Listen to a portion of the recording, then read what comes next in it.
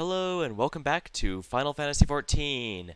I'm Luce, and with Dawntrail on the horizon, I've got a few things I need to do.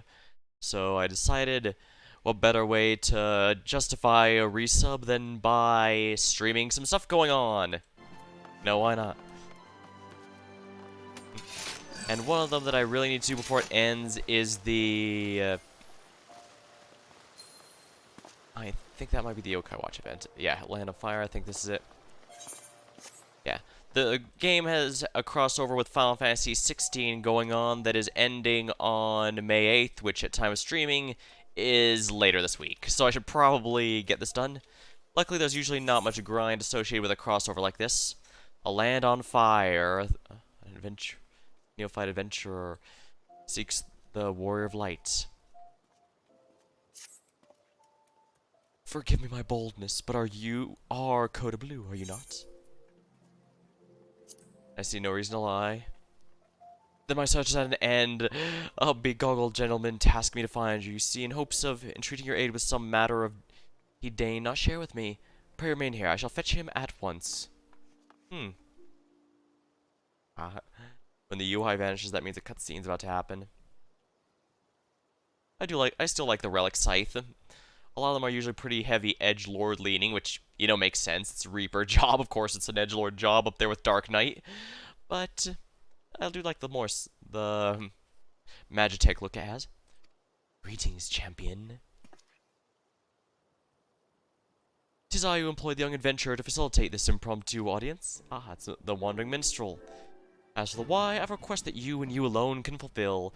Pray listen well, for my tale begins with the most unsettling dream. In it did I behold the evening sky, boundless and shimmering. As I drank deep of its beauty, I spied two stars sailing across the inky expanse, one of purest white, the other blushing scarlet. Their courses set, they might pass without collusion. Sharply and suddenly, the scarlet star shifted trajectory. High above the burning landscape did its path intersect with that of a white star. Their conjunction marked by a brilliant explosion of light. Even in slumber, I was awestruck by the spectacle. But what does it mean? Truth be told, mine own interpretation wavers. My rational mind says a meaningless dream, while my artist soul insists on prophecy. Well, we are in a standard fantasy setting. Generally, dreams are a lot more prophetic than they otherwise prophetic. They're usually good at telling. They're usually a lot more meaningful than they usually are, no matter how silly it seems. Whatever greater meaning this vision might hold, I'm convinced the blazing white star represents the Warrior of Light. In other words, you. And should these portents indeed foretell future events, you are thus fated to encounter the Scarlet Star, whomever they may be. I therefore humbly request you accompany me to the burning land for my dream, that I might witness the vision's denouement. I'll compensate you for the trouble, of course.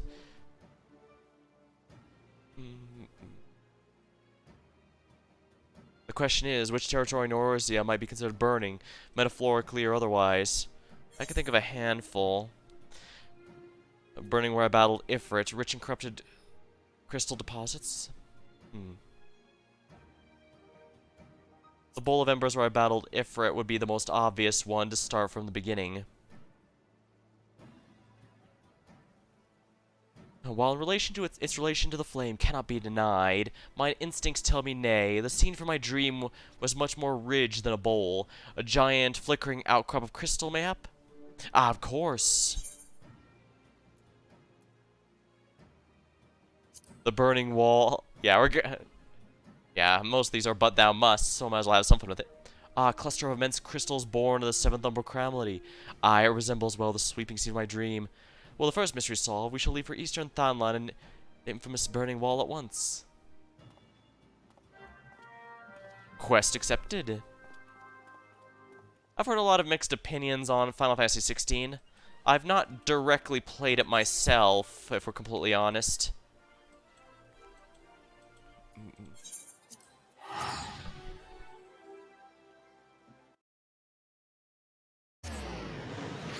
That said, I do know that the creator is someone who has a liking to Western media and likes to incorporate it into their work. He no doubt made sure to pick the best of what he liked at the time and include it in. How well it works is probably going to vary if I had to guess, but I'd guess in about 10 years, it'll probably have a 5 to 10 years. It'll absolutely have a dedicated following, especially if there's a Final Fantasy 17 by which to with which to compare it with.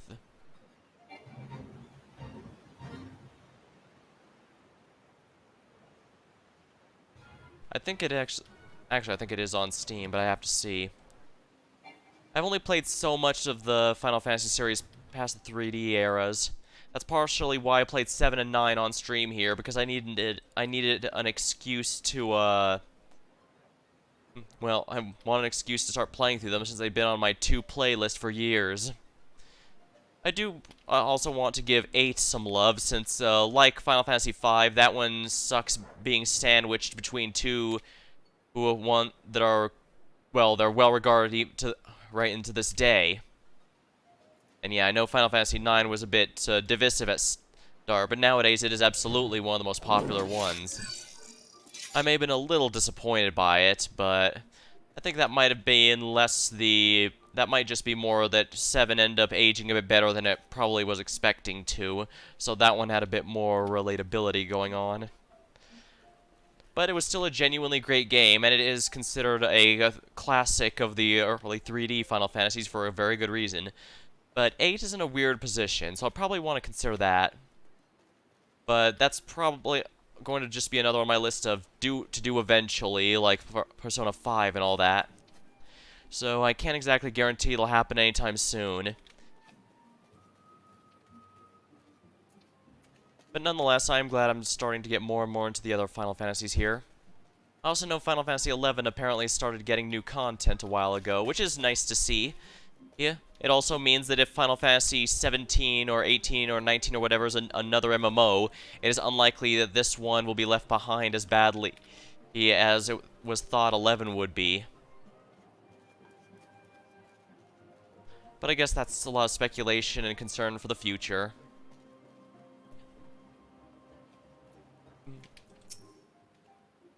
A burning wall. The burning wall, an apt name indeed. 'Tis said these crystalline structures were formed when the falling shards of Dalamon pierced the land's ethereal current. Some see them as a symbol of rebirth, manifestation of renewed life. Looks like someone else is doing the quest.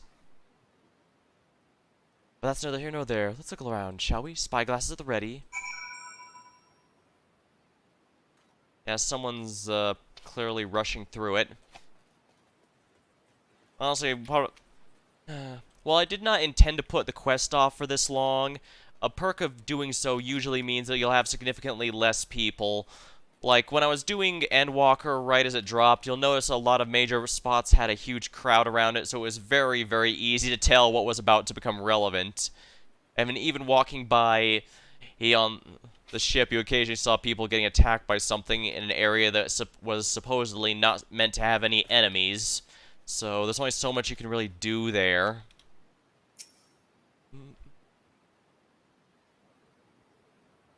Survey your surroundings out of the ordinary. Move the camera, zoom in and out, target an area, and inspect it. I believe this minigame was added around Stormblood.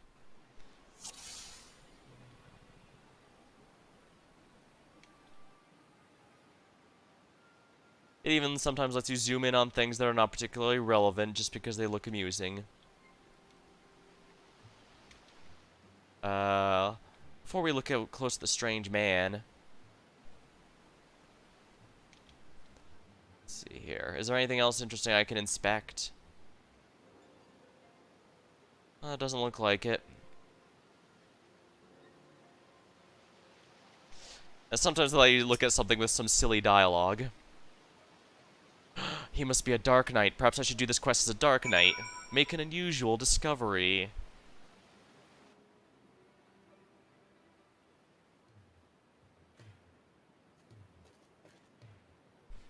Hey, I found something.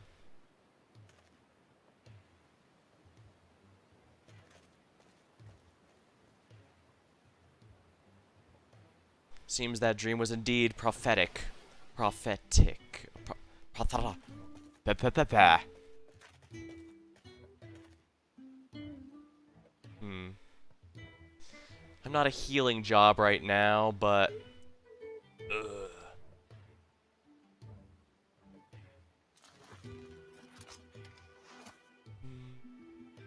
Where am I?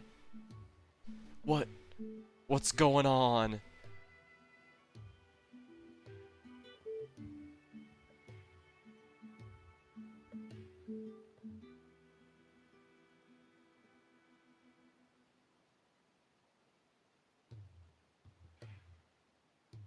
A dream led you to me? I understand how absurd it may sound. We ourselves were unsure of what would await us here. As for who we are, I am content to be known as the minstrel. The stalwart hero here is Coda Blue. Might we have the pleasure of your name? Clive. The last thing I remember was the ruins.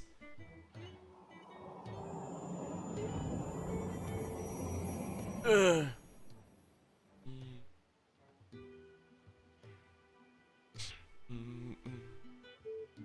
My head. Where? How did I come to be in this place? It would seem you are knocked senseless. Confusion to be expected. For safety's sake, I suggest we make for town and have the chronostery physician look you over. I shall see our patient receives proper treatment. Would you mind waiting for us at the Scholar's Walk?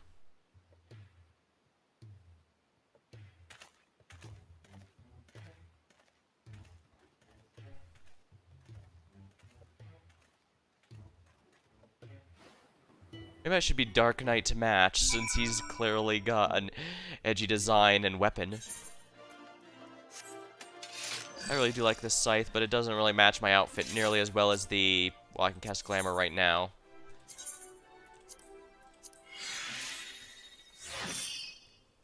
Yeah, the Sickle of the Round, as you can see, matches the look a lot better with the white and blue. It also absolutely spites the edgelord aesthetic that is supposed to be here for Reaper, which works fine, I think. Though I guess well, no, I don't really go for an edgelord look with Dark Knight.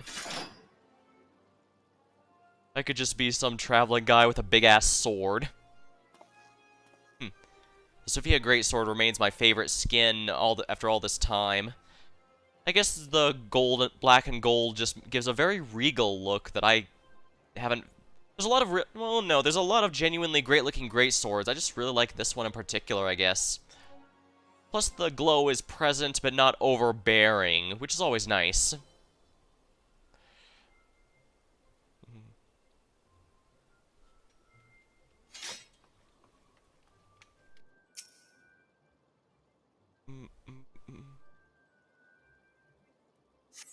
I'll do the cutscene in my new outfit and see how that works out. I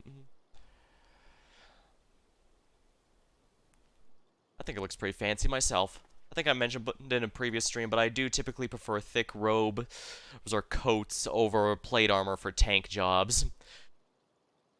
And while the Nier Automata raid is pretty divisive among the fan base, most will agree the actual outfits it added were great for glamours and stuff, since, you know, it's lots of leather coats and flowing effects like that, which is really, really good for outfits. Our foundling is being cared for as we speak, but I'm told he should be released soon. Hopefully 'twas not but the bite of food and a little bed rest couldn't cure. That would be ideal, yes. I'm not very good at healing. Well, I do have my healers raised and all that. That's mostly for healer quests, because if we're blunt, I do feel more comfortable in a DPS or the tank role. Oh, it's kind of you to wait. Thank you. And what of your condition? Much improved. The Physician also noted no signs of injury or illness.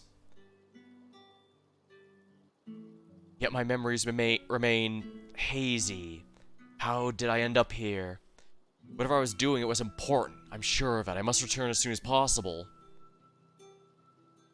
I see. We cannot have him in this state. We must help him restore his memories and find his way home. In In that case, perhaps he'll be more comfortable around my Dark Knight outfit. Fellow edgelord knights gotta stay together. And what of the city, Clive? Do the parts of Ulda strike you as familiar?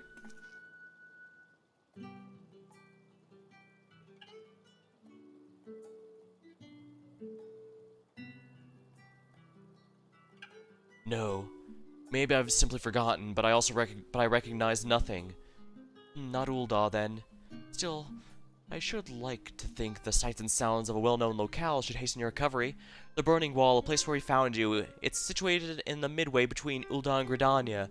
Perhaps just a trip to the Twelves Wood is in order.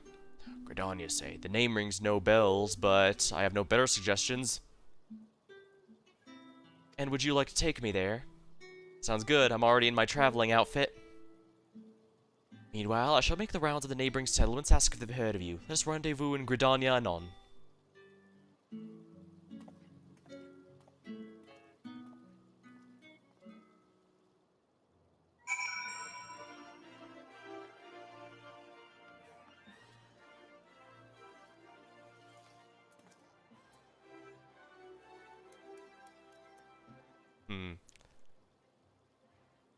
I should get a screenshot of this. Oop.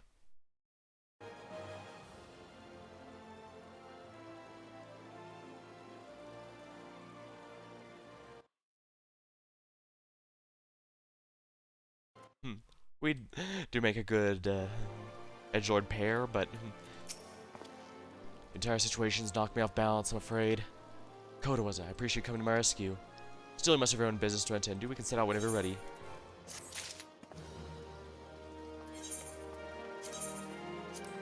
Go back to the Reaper attire.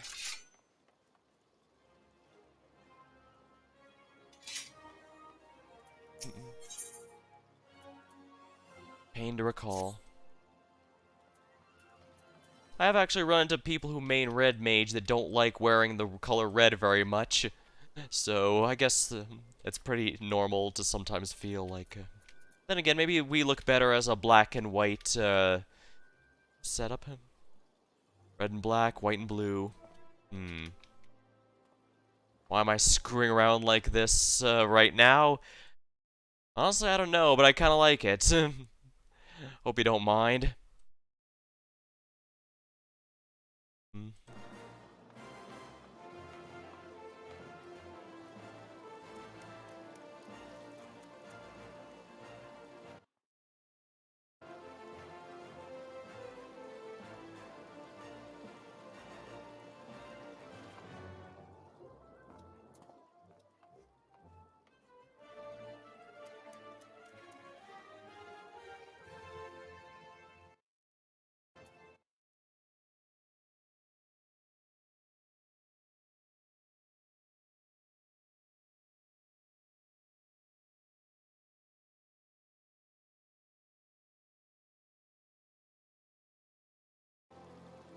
Alrighty.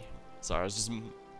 Clearly, midstream is the best time to be making random screenshots, right? That's the most professional thing I could have done. Pain to recall.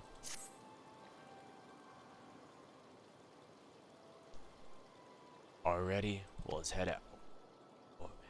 This Gridania the minstrel mentioned. Is it far? Well, we need mounts. Alright, well, the good news... By airship. You have those. Actually, funny thing, if you start in Gridania or in Ul'dah, then if you already know the game map, like if you're playing a New Game Plus or something, or playing with a friend who's played before, you can actually walk from one to the other. So even if you and a friend don't start in the same town, you can get together for quests rather quickly. It's only Limsa where that might be a bit tricky because that's technically on an island, and you can't leave you don't get a boating license, the boating ticket until you get the airship ticket. Not that I mean to doubt you, friend. If you say we're boarding an airship, then that's what we'll do. Sounds good to me.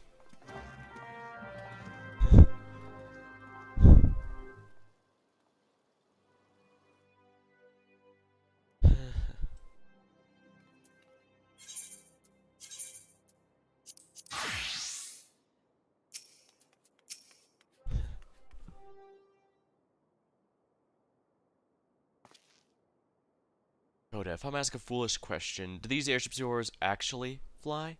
Yes. Foolish question indeed. Your expression tells me as much. Is there no airship travel where you're from? So it would seem. It's odd. I know that the weapon on my back is called a sword. I understand what's for and how to wield it. Foggy as my memories be, my general knowledge seems intact.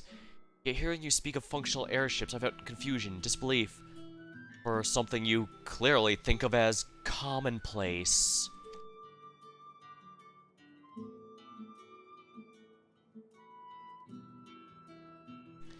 Can make no sense of it. Where was I before now? Ah, but dwelling on the past is pointless. Forward is the only way.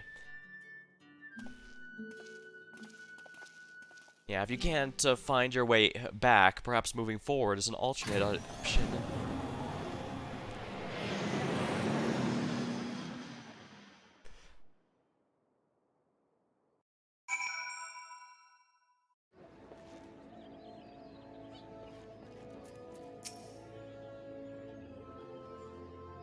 To feel that bracing wind, the deck stuttering beneath your feet as you rise. My memory may be faulty, but that's an experience I'm sure I'd not soon forget. So is Gridania. It seems very unlikely the city where we just left. Where to begin? Perhaps it's best I follow your lead. I think they improved the follower minigame stuff a lot better. It was introduced in Endwalker, but they had to fix it a few times so that we basically wouldn't be forced to have problem. You wouldn't be forced to basically go at a snail's pace. Music roll vendor.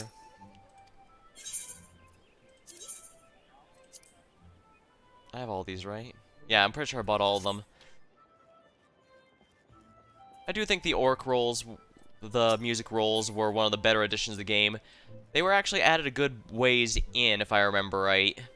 I think late Heavensward or something like that. Because, yeah, the game didn't launch with them, but when it did, they added a bunch of previous stuff, and that was pretty neat. This tavern reminds me of somewhere I've been before. No, it's no use. I can feel the memory, but it's like grasping at smoke. Maybe if we were to show me somewhere else? Don't ask why I'm changing my outfit. I guess I'm just trying to figure out if I like the contrasting outfits or matching outfits more. Because obviously I've got a lot of white and blue in this outfit, and his is black and red. Meanwhile, I match better with the Dark Knight, even if it's more black and gold than black and red.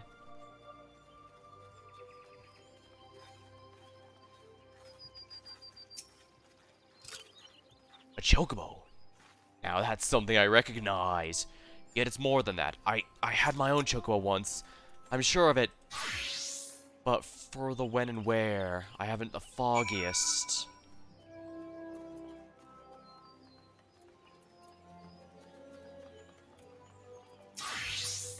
Talk. The city's certainly a different feel to Ul'dah. Not only the architecture, but the people as well. Hard to believe the game launched with only the 3 distinct states, but they all feel so unique, diverse from one another.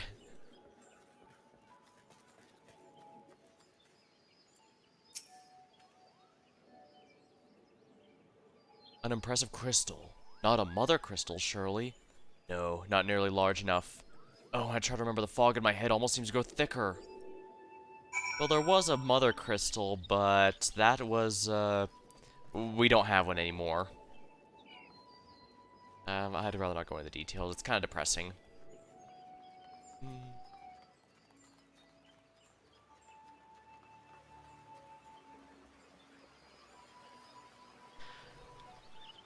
I'll probably definitely have some good fond memories looking back on this expansion, all this stuff. I know it's a bit divisive, but assuming... I hope everyone's doing well. Oh, hello, Lord Riptile Stormblade. Welcome to the stream. I'm just doing the crossover event here, because I forgot to do it earlier. Nice character. Oh, thank you very much.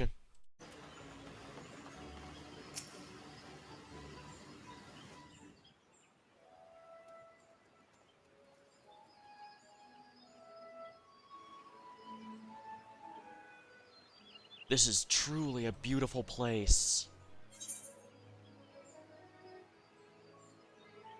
Have you taken liking to Gridania?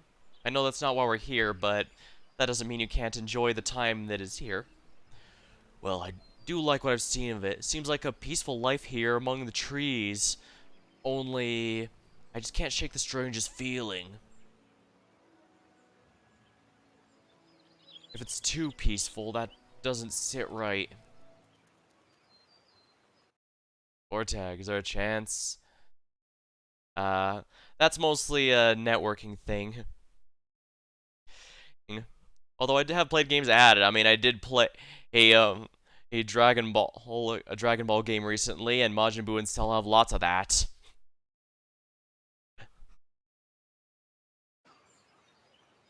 Patrol reporting, Commander. All's quiet with the Ixal. No sightings of Garuda.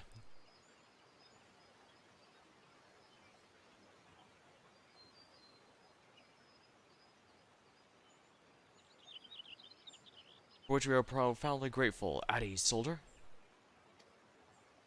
Oh, looks like something's got the attention here.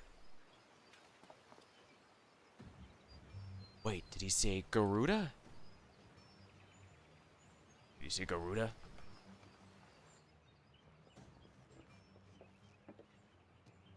You there, this Garuda you speak of.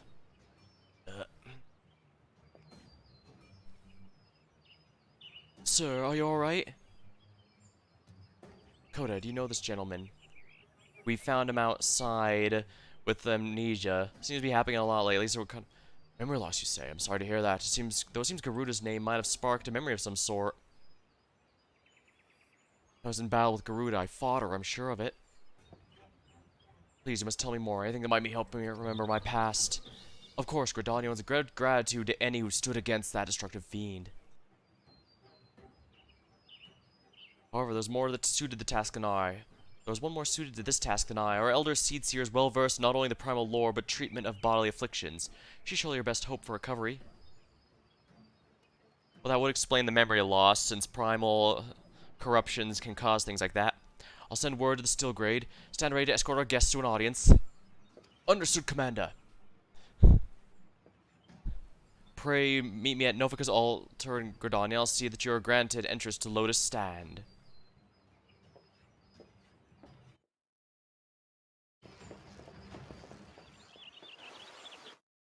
As that I have been bugged to try and my friends to try and add stuff there, so I did get an emote.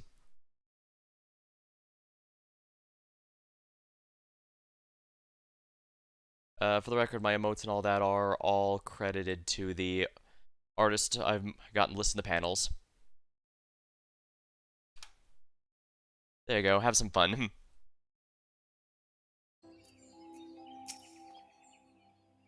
The Lotus Stand lies ahead. If you'd follow me, please. I have to look at the size of that one. Greetings, honored guests. I've been trying to get some animated emotes and stuff for a while now, so it feels nice to have one, even if it's a more silly one.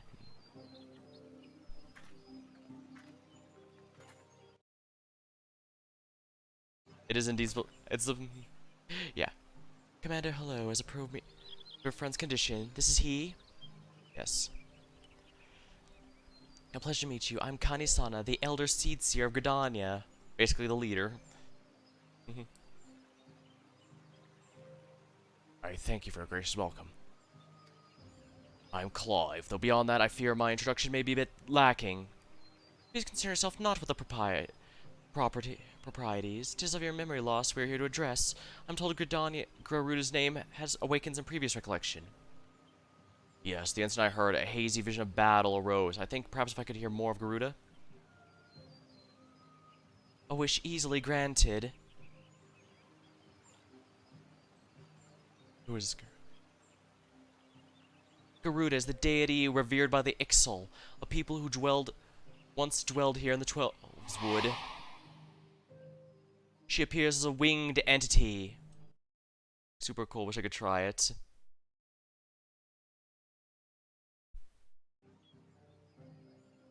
Now for free trials here and there. Actually, currently the free trial goes up until Stormblood, which means if you are a fan of the Red Mage job, that's available.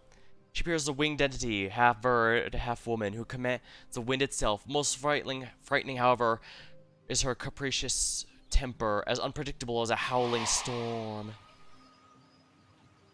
I should add that Coda has fought against Garuda in her primal incarnation. Alright. A winged woman of volatile temperament, the power of the wind, a fitting description of the opponent I remember. But a deity, no. The will behind that monstrous visage was distinctly mortal. I suspect Clive's Garuda and Eorzyr's Primal are not one and the same. Oh, lovely. Now there's two of them we have to deal with.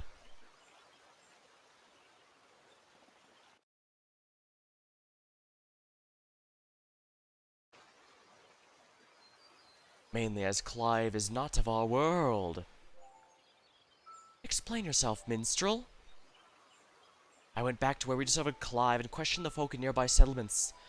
Not one person has recognized his description. Such a distinctive tattoo escaping the nose of every local rumormonger from mounds around? Improbable, to say the least. That is a rather distinctive tattoo. That led me to consider another possibility, one consistent with the past accounts I've heard from visitors from other worlds while stumbling through reality's curtain and finding their way to our star. Angel wings. Omega had angel wings. Tend to be hostile in the series. I think you're thinking of feathery wings in general because birds have feathery wings, if you recall. I mean, chocobo are all over the place, and you can make yourself a pale white chocobo if you want. So it's not like Bayonetta or SMT where angels are an enemy regularly. But then again, love of the Megami Tensei franchise does mean I might be a little skewed. Well, that led me to consider another possibility, one consistent with past accounts I've heard of visitors from other worlds stumbling through reality's curtain on their way to a star. He must be from one recently released Final Fantasy game, then. My brand, it is that mark of the bearer. Ugh. Does it pain you to remember? I feel my memories trying to surface, but when I strain to recall, a piercing ringing fills my ears. Garuda, bearer, Ifrit. Another primal's name. It would seem the pain has a less than tangible source. Chocobo are usually neutral and optional, not main enemies. You would not be saying that if you've met the red and black chocobos, I can tell you that much. Long have I studied the healing arts, yet I sense no shadow of illness in your body. Your suffering seems to stem not from injury or sickness. Victims of terrible events have been known to suppress their own memories out of instinct. One's subconscious denies the attempts to comfort the awful truth, the mind creating the shield of pain to protect the heart.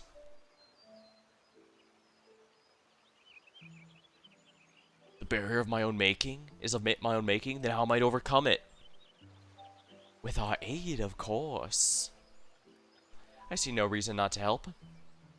Fate has brought us together, and together we shall triumph over this adversity.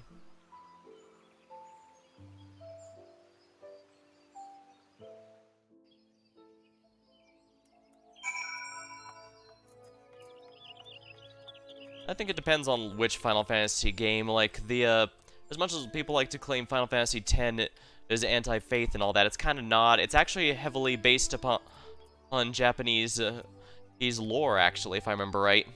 I believe that was largely to contrast it from Final Fantasy IX, which was a much more Western-themed. Oh, thanks for the fall. Oh, Zarek. I stream just about anything here, so feel free to stop by if something catches your interest. As mentioned, I am still finishing off some stuff from DBZ Kakarot. I do sometimes toss in a game with low commitment, like Streets of Rogue or Vampire Survivors here and there. Otherwise, I pretty much just stream whatever I'm in the mood for. Black Chocobo could be tamed, same with Red. If you have the right job to invite them with, they're also endured Cerberus, and the only Chocobo in Lightning Returns is friendly.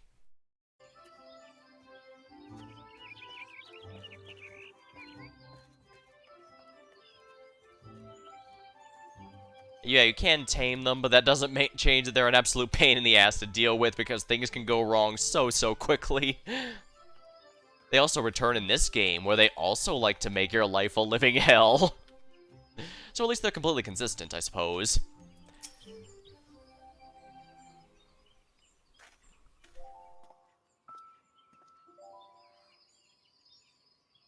So, you think me from another world.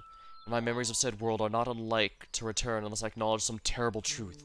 A truth my mind refuses to remember? It is a confounding dilemma, I agree. And I have given thought to a solution. I believe the shackles which bind your mind may be struck off in the heat of battle. A drastic measure, perhaps, especially when not at your best. Which is why I turn to you, Coda. You're the twin to Clive's wandering star, and your involvement is no accident. The path I see is thick with thorns, but if you have the will to walk it, then gird yourself for war and await me at Apakulu Falls. I get what he wants. Alright, so I can do this as this is going to be a dual event, so either I need to do it as my main, Reaper here, or I can go as Dark Knight, which is thematically fitting. That said, if I go with Dark Knight, well actually I think this fight's going to be easy no matter what. Story fights in this game are usually pretty forgiving. Keyword usually. And when you're a tank, it's very difficult to die. Even if you have no healing backup, it's usually pretty easy to keep yourself in good shape just because you have so many damage mitigation options. Reaper might end the fight a bit quicker, though, simply because, well, it's DPS. Reaper's one of those jobs that looks complicated, and it would be complicated if I tried to explain it, since it involves filling 1 meter to power up your attacks to fill up a 2nd meter for a super mode, but it's actually very straightforward. The rotation is very difficult to screw up, which is nice. It's very simple, but in a good way. Beauty and simplicity.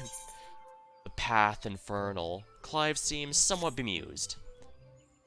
Minstrel's a plan, it seems, but he shares little beyond confusing metaphor. Still, I'm willing to indulge him if it means making progress.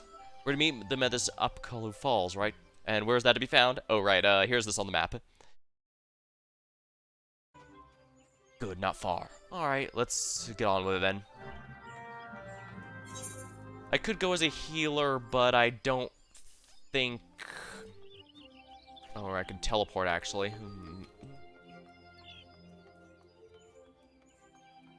Well, Lancer's Guild is probably the closest one.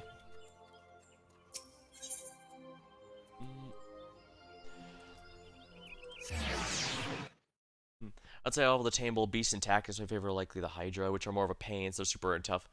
My favorite summons Leviathan. My favorite summons are usually Shiva and Ramu, largely because those summons usually have a bit more dialogue or personality than the others. Even in this game, Shiva and Ramu are a bit more story relevant than the others. So they have a good bit to talk about.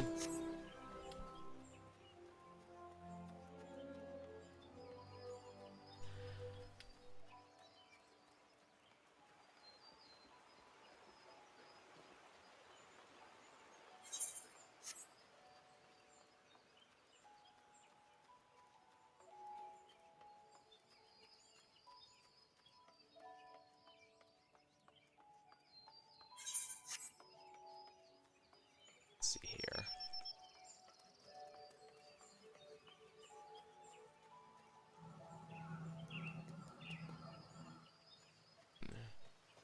I'm going to be synced down no matter what, but because my gear is all maxed out, it's going to be an easy fight no matter what, I think.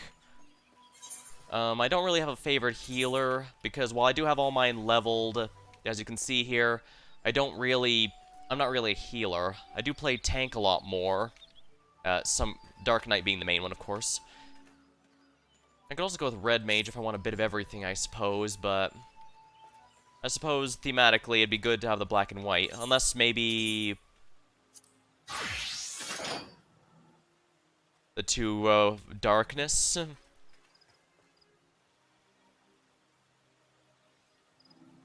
Definitely have a lot of, shields there.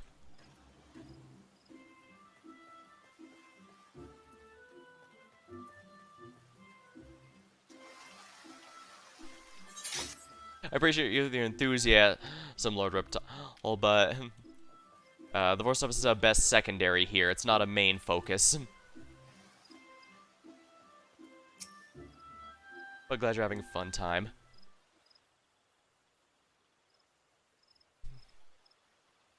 This place, why here? Because the waterfall is where the legendary Archon Luswa gathered a bunch of adventurers at the time of the Seventh Umbral Calamity.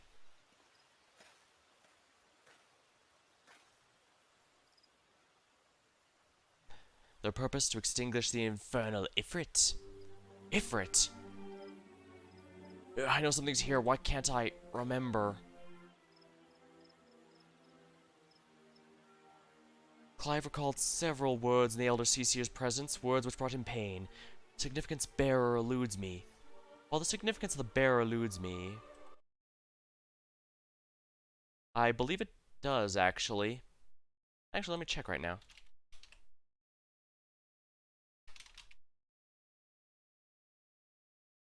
Yes, actually. They upgraded it from PS4 to PS5. So yes. Clive recalled several words. While the significance of bearer eludes me, you and I are more familiar with Ifrit.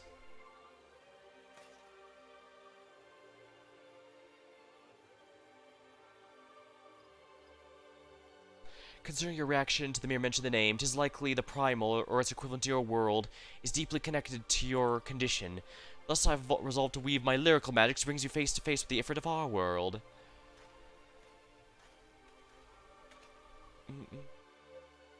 Here, where Archon Louissois paved the ethereal path of Primal's lair, will my words be given substance, and within the vision that takes form, you'll do battle with the phantom of your mind's creation. Imaginary though this confrontation may be, I fear your suffering will be all too real. Yet you must persevere, for your hidden truth will not be unearthed without hardship. Take heart, Scarlet Sar, and call upon the strength of a shining twin. The past awaits.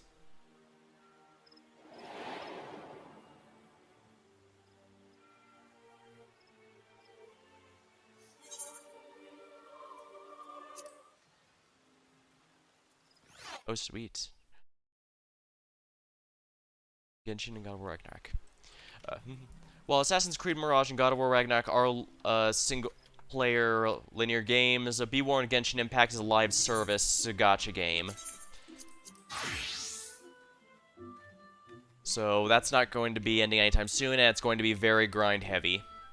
I played a lot of those gacha games, and I'll be honest and say even the ones I do play, like Arknights and FGO, they don't feel very rewarding in grind compared to the old MMOs I used to play. And I mean long before even this one.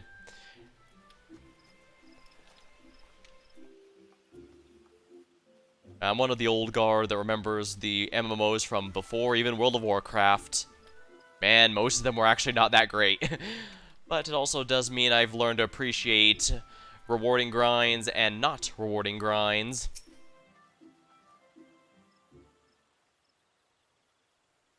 Do I look better here? Yeah, I think it looks better with the contrast.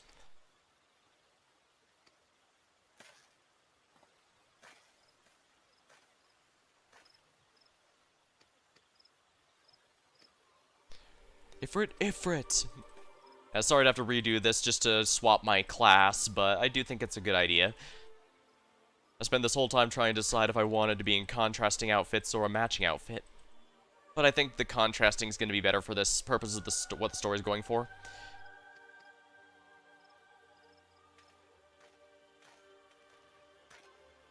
Now, if I remember right, all the EX boss fights are basically just the minstrel retelling our fight in a much more, silly man, and play mostly free to play. If the game gives you a few rewards, cool, else I'm just doing it for story. Besides, everyone else want to nice. That's nice when that works out. Yeah, I've been burned on gacha gambling before. Gambling can be fun in moderation, but you have to be wary. At the end of the day, they like to make sure you forget just how much you've spent on the game.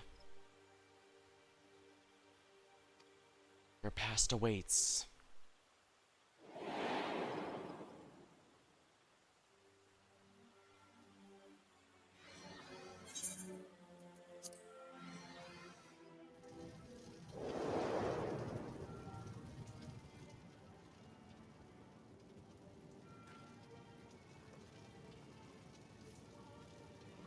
Where has it sent us? You stand in the bowl of embers, a site where the Amalja summoned their patron deity, and the stage upon which the Warrior of Light became a slayer of gods. Wow, that's something just casually drop on the poor guy. 'Tis but a convincing illusion, the body of a recounted tale given breath by fanciful verse. Come forth, Lord of the Inferno.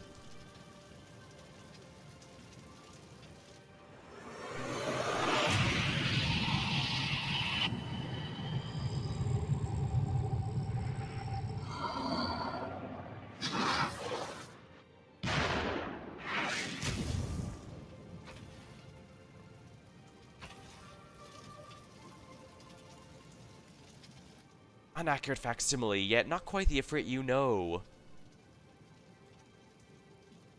No, not quite the same.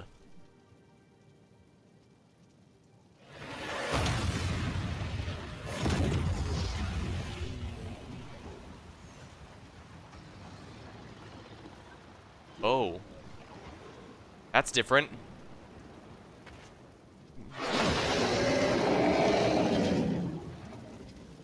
Oh my.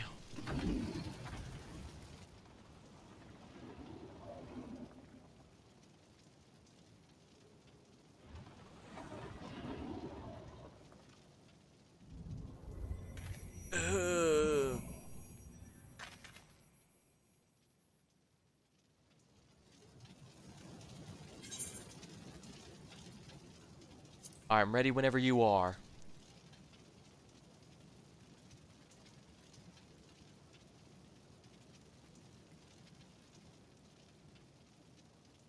Together then.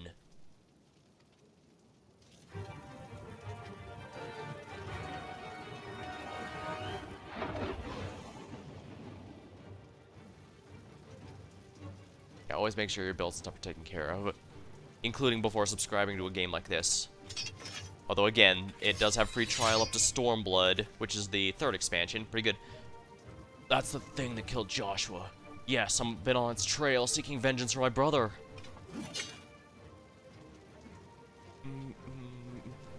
This fiend must pay. Fight with me, Coda.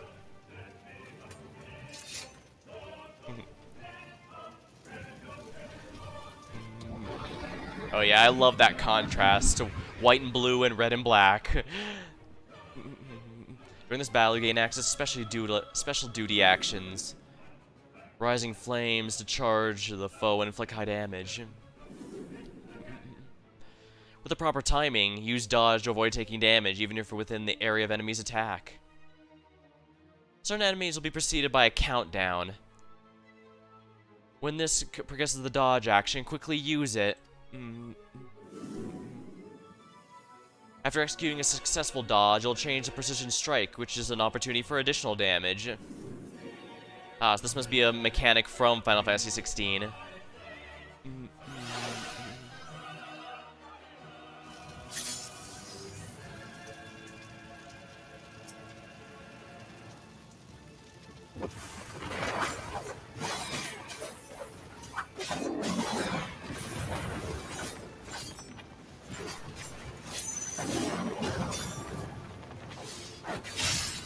Haha.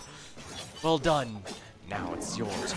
Alright, I'm synced for 50 for this, so I'm not quite as...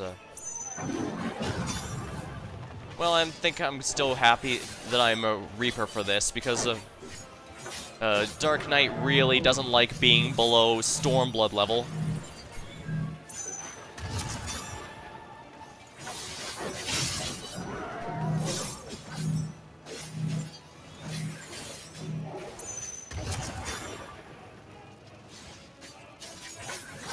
I gotta keep the debuff up.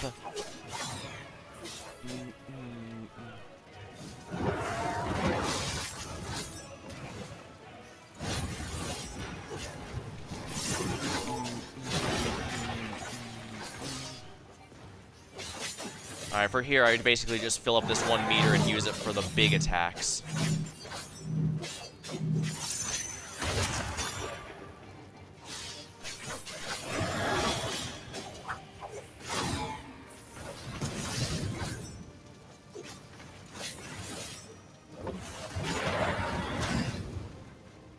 A Crimson Rush. Ooh, Tail Strike.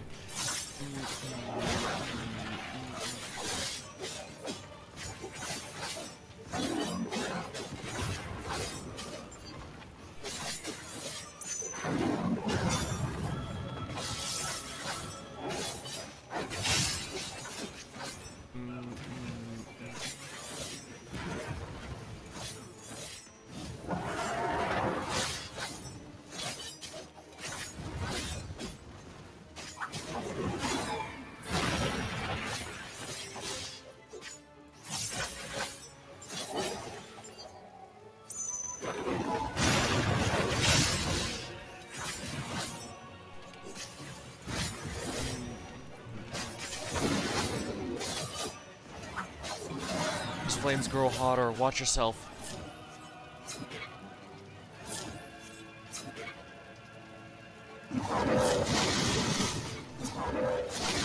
Ha!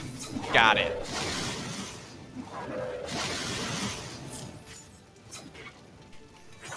Here we are. Fetters. Oh, that's a mechanic I'm not gonna like, is it?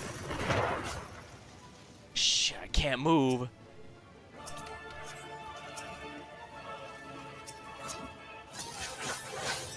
Coda, buy me some time.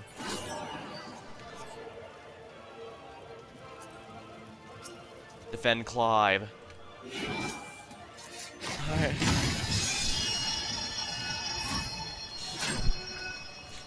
Oh man, if I knew this, I would have stuck to Dark Knight. But oh well. Reapers have a shield. Actually, I'm kind of surprised at how much support Reapers have.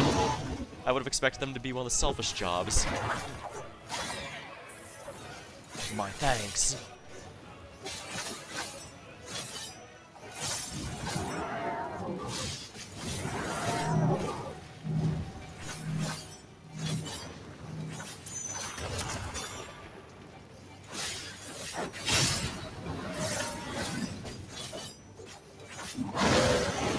Huh.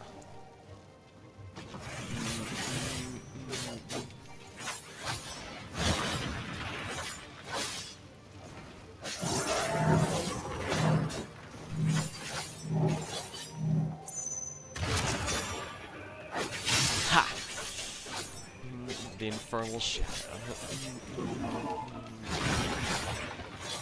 Oh right, I forgot to redo my buff. How embarrassing for me.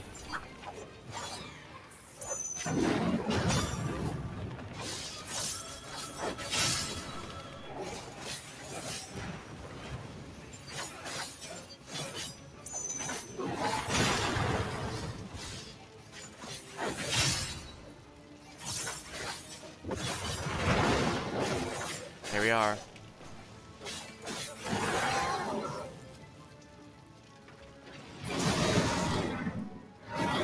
In event.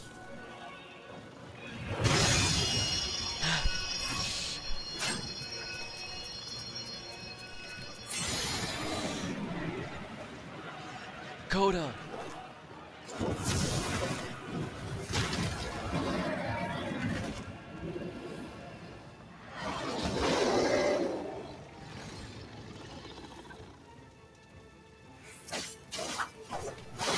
Still in the fight?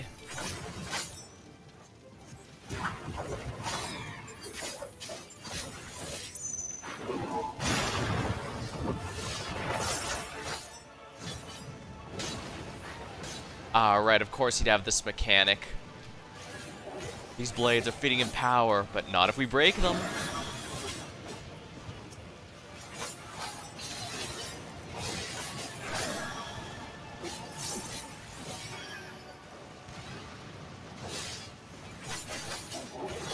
There's too damn many. We cannot rely on steel alone. Yeah, they're taking a bit long. Alright, there we go. Fumo Coda will leave none standing.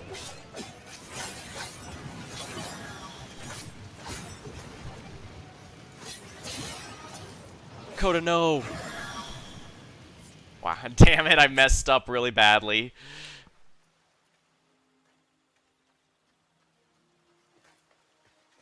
Yeah, I should probably stick to I could go to Dark Knight, but no. Oh wow, looks like that's actually a difficult fight if everyone's there.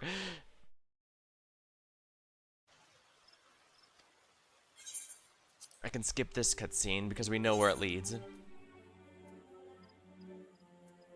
No, we're going normal. I know I can do this. My issue was I wasn't dealing enough damage, and I needed to handle my dodge correctly. Reaper has a lot of survival skills. I do not need to be a tank just to brute force my way through this.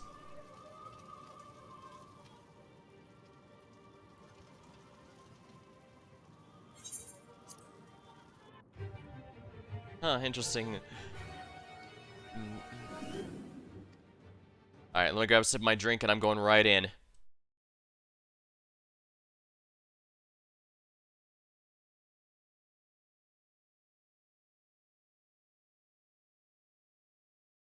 Alright.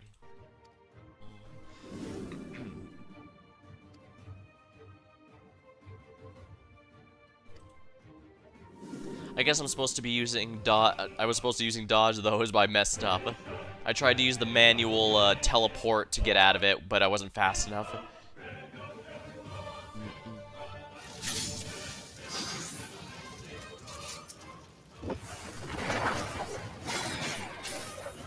Again, I'm pretty sure if I was Dark Knight, I could probably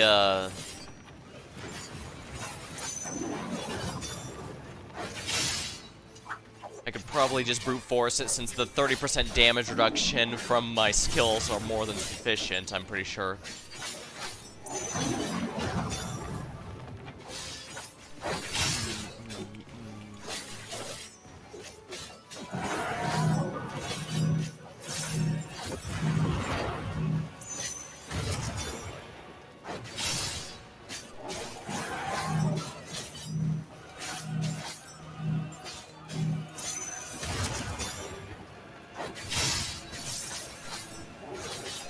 Still, it's good to have a few mechanics like this to keep me on my toes.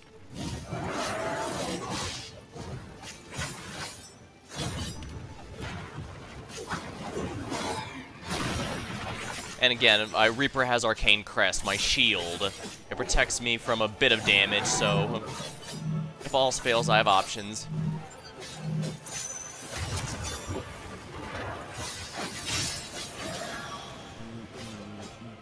Fireball.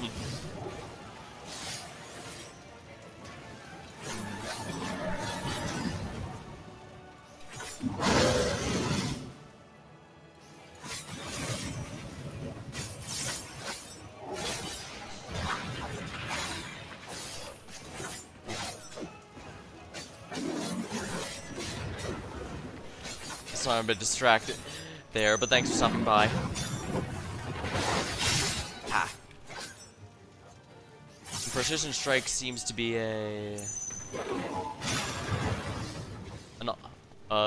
true damage or typeless damage, since it's not marked as magic or physical. Interesting. These flames grow hotter. Watch yourself.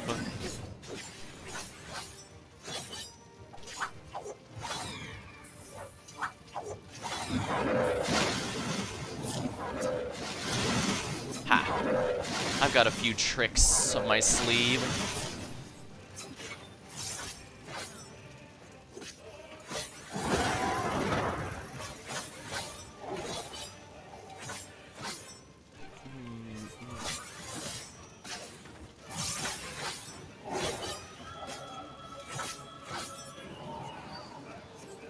Defend Clive while he frees himself. Alright. I should be able to block it, yeah. We got this. Rules of nature. This won't hold me.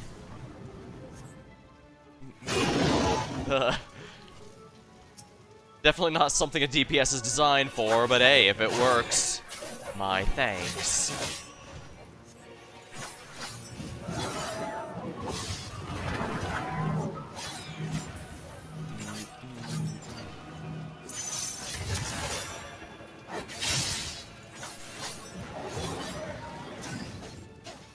You got your blade, I got mine. Oopsie. I accidentally clicked outside the window there.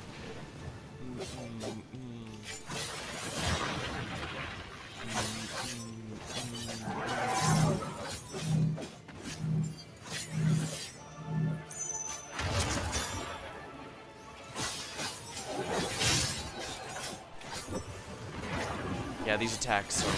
No, that one's a physical.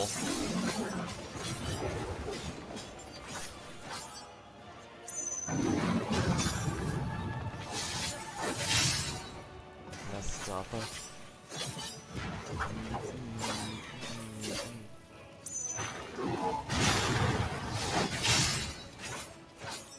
I should have expected him to have the nails phase, although I guess in this case it seems to be swords.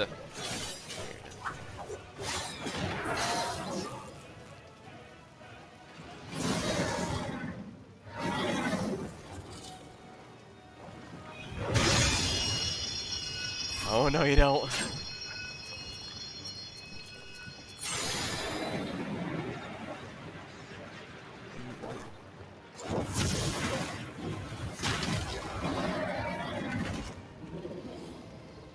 It's a shame I don't have my super mode, but that's a level 80 skill.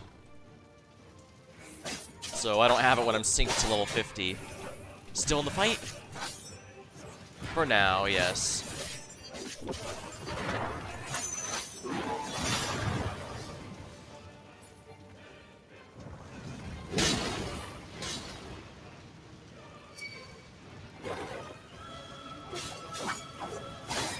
Right, these can be debuffed like anything else.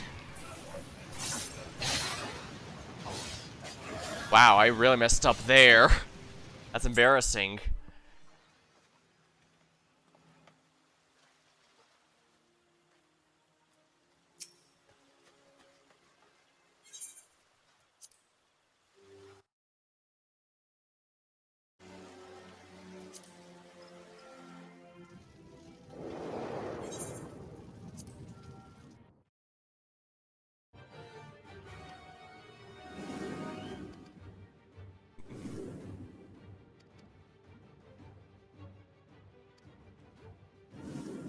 Yeah, I made two problems. First of all, I was with way too many overlapping circles. And second, I mistimed the dodge. Because if I got in the dodge, it wouldn't have mattered how many of those I was at. But I could have absolutely made it easier on myself.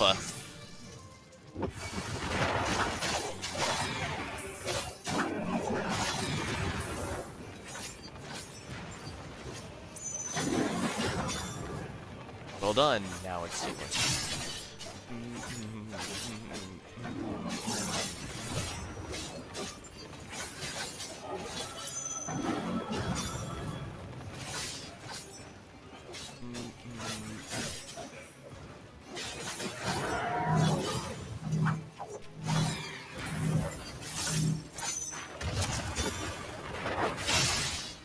There we are, chop them in half. Kill it, kill it, kill it, kill it, kill it, kill it.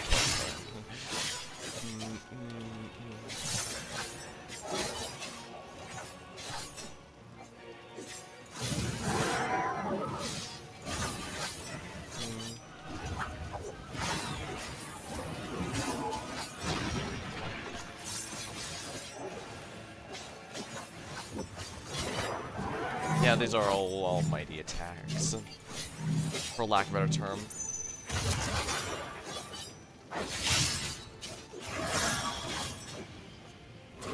Yeah, I see. The reason he has Fireball here is to kind of get you prepared for the mechanic later on. And again, that's how a lot of the Final Fantasy XIV fights go. They usually spend the first half of the fight showing you each mechanic individually, and then it starts stacking them or having multiple things to worry about. It's why bosses typically enter their final phase in around the halfway point, as opposed to near the end.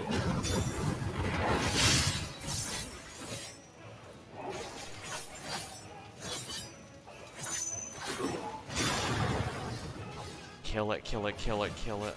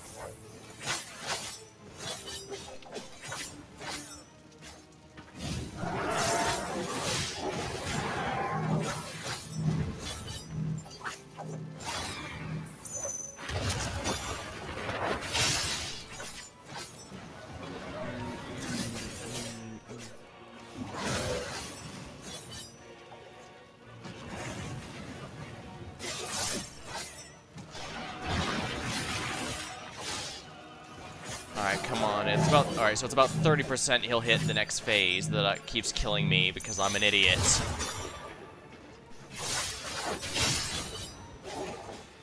Smoldering Claw.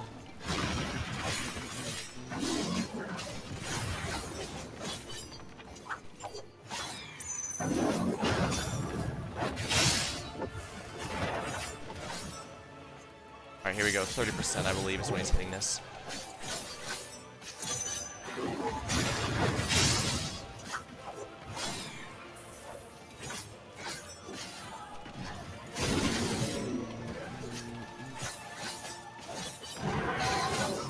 Down to the count.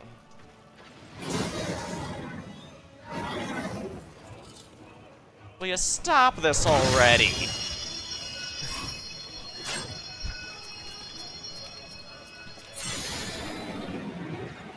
Failing this stuff because I'm a dum-dum, not because it's hot.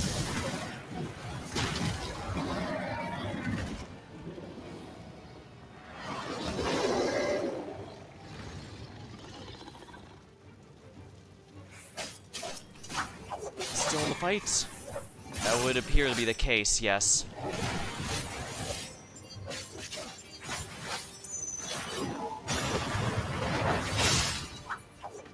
There we go. Okay, he's forced into the next phase at 20.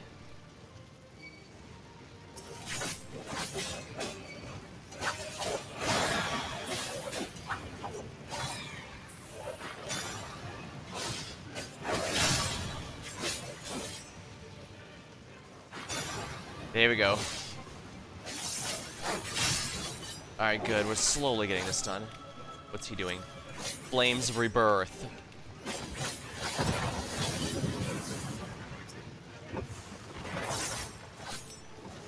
Just a few more coda. Leave none standing.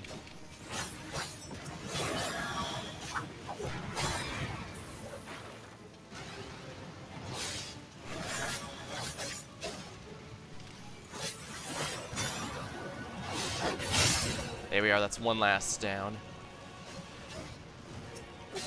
Kill it.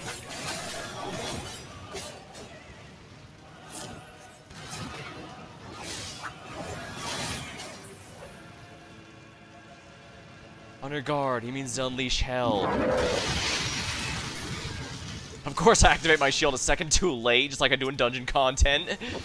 Still with me, Coda? Let's finish this. I think that was his last mechanic, so we just gotta finish him.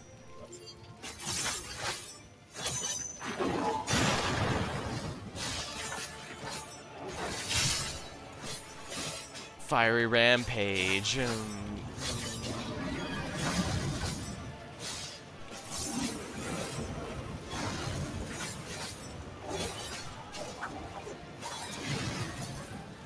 That could have been worse.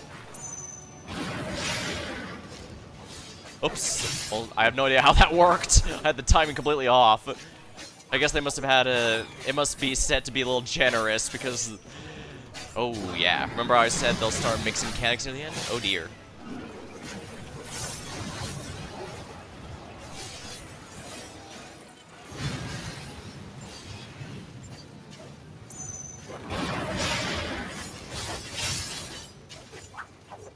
Yeah. I made a lot of mistakes, but I'm in good shape, I think.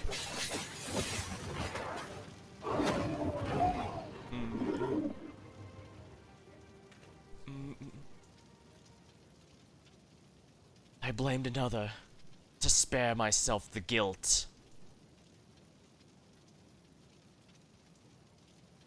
I fear that by accepting it, I would lose what little was left of me. But I accept the truth of it now. You are not actually Ifrit, I am. That explains why he has all these fire-based attacks, huh?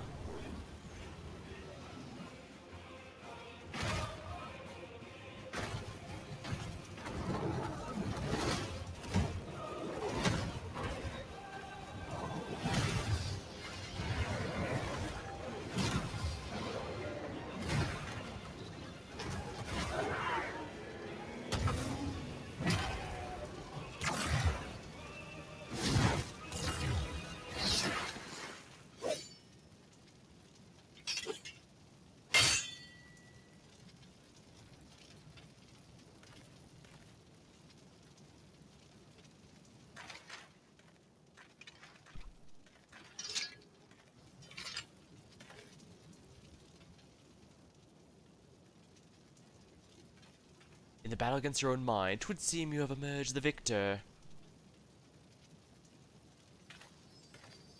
Intriguing.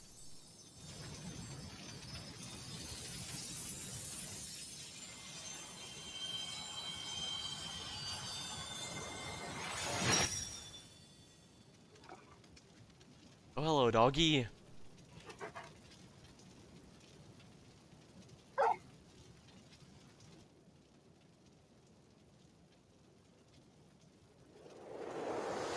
Well, it's all the pain's worth it if I get to pet a dog after.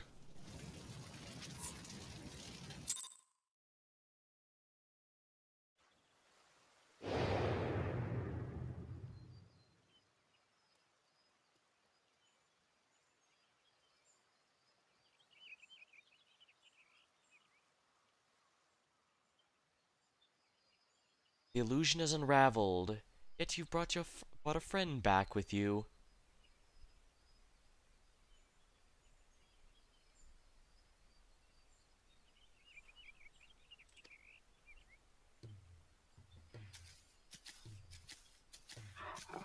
How does that work? This is Torgal, a wolf pup raised in the duchy.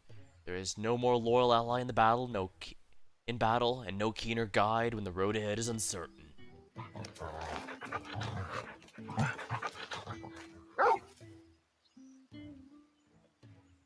Ah, that would explain the aberration in the lingering ether. Torgal is here to lead you back to your own world.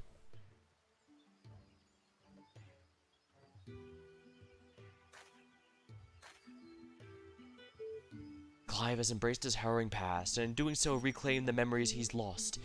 Though not a conscious act, he has manifested his readiness to return home in the form of a trusted companion. Even so, it was difficult to accept what I've done.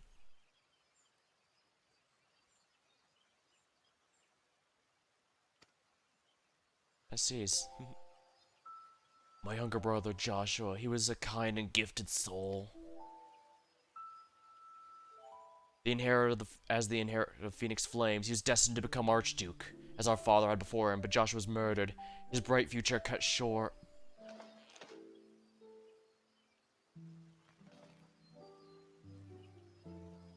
From that day onwards, I lived for one purpose alone.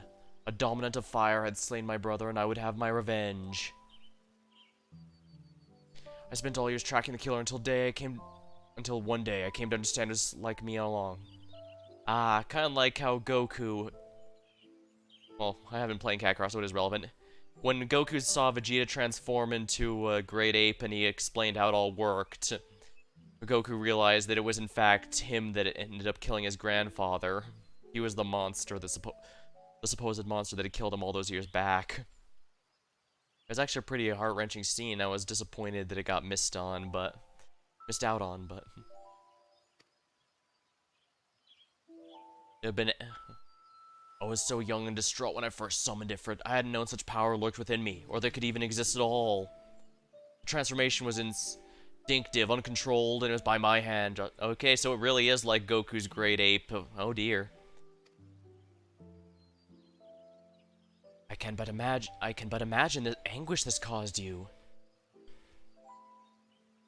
There was anguish, yes, and guilt. Miss some.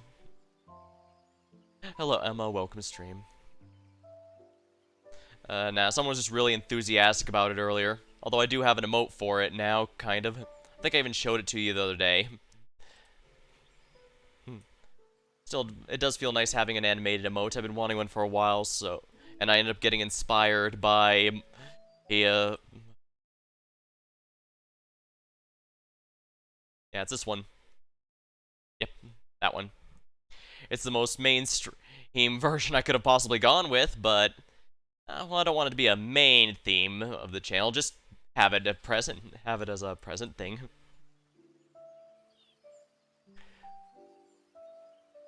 Epic. Sometimes things just work out. I was born a vessel for Ifrit's power, and I need to know why. I was in search of the answers that I went through the Phoenix Gate, delved to the ruins below. There I found the courage to face my path and accept the truth, and then everything faded to black. Your tale... Oops, I accidentally clicked outside the window. Your tale suggests something in the ruins, some mysterious force responsible for your inadvertent journey. Alright, so it's kind of like how the, cloud falling into the live stream is generally considered the explanation for how he showed up in Final Fantasy Tactics for a time. And if you arrive in Eorzea from a place sacred to the Phoenix and its flames, then it stands to reason. Yes? What are you thinking? I'm thinking that to see you home, we must return to the beginning. Our road takes us back to the burning wall. Once there, your furry comrade will lead us exactly to where we need to go.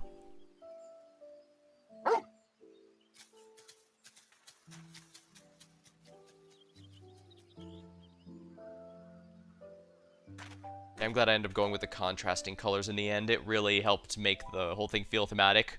I just wish I wasn't silly and completely missed my timing on all those dodges. But then again, what's new with me, right?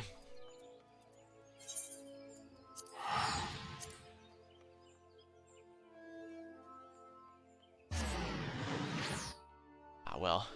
It'll be nice to get some of my work done before Dawntrail arrives. I don't have too much left I need to do, but wouldn't hurt.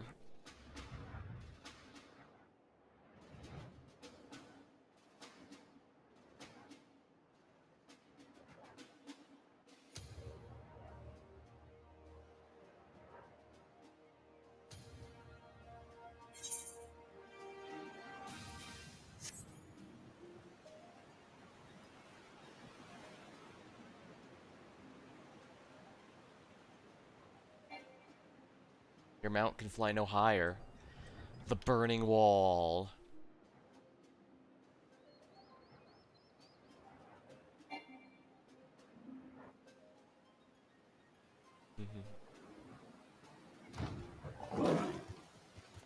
Mirror Knight. I believe these are all supposed to be Final Fantasy 3 things. Hello, Torgal. Torgal's ears are pricked up, his senses focusing on his surroundings. Such an incredible sight. I was in no state to appreciate these crystals the first time. We've come this far. Now Torgal will be our guide. Such was the purpose of his creation, after all.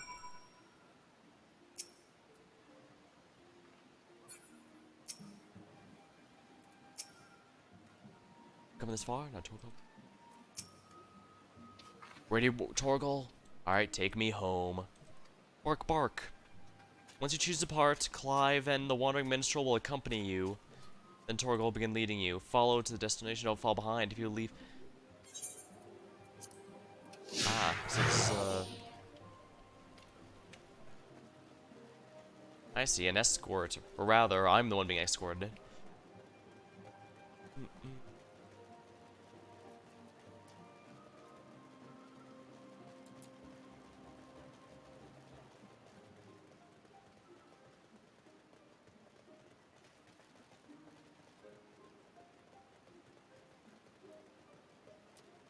Well, admittedly that was a completely embarrassing fight against Ifrit, but then again, failing to dodge AoEs seems to be normal for a DPS main like me. Instead of brain, there is uptime.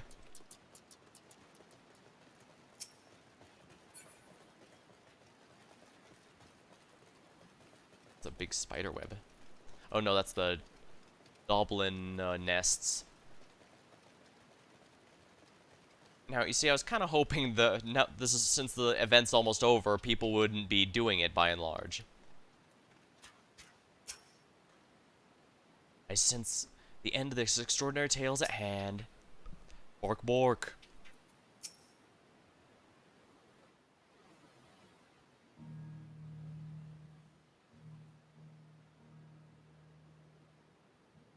Listen, boy. Bark, bark. The tale ends where it began.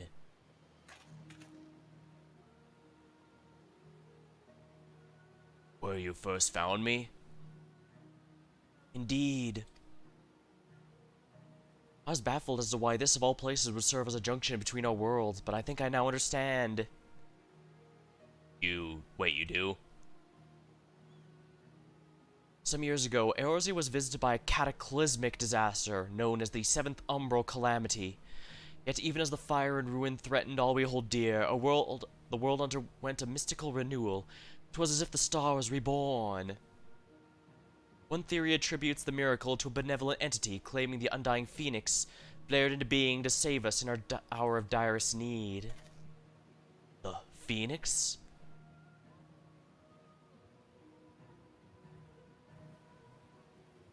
The burning wall itself is a scar left by those events. Its crystal ridges having erupted from the earth overnight. Some believe these monoliths of solidified flame are proof of this phoenix's deliverance. The bond with your brother, the phoenix of your world, may have been the connection which brought you to the sacred place in ours.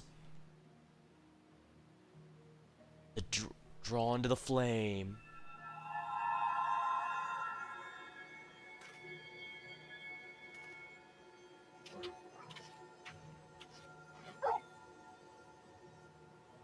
Bork bork.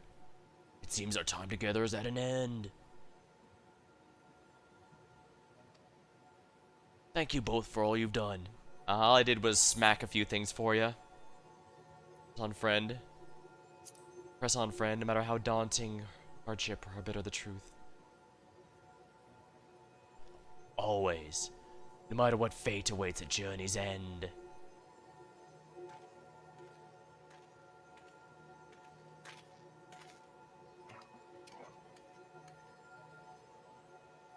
Come, Torgal, we have answers to seek, and Valesthea awaits.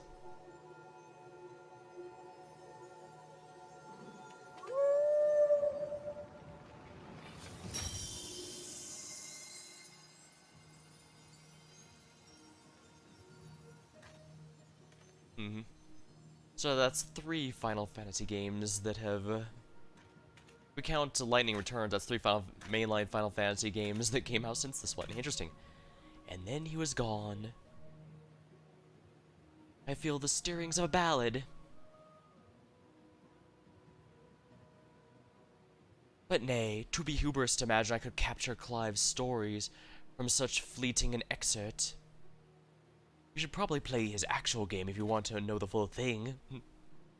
That honor belongs to someone else, someone privileged to see his tale to conclusion. Sadly, the power to peer into other worlds is not granted to me by this day's miracles. I wonder, however, if you might manage it. Oh wow, he really is just shilling it.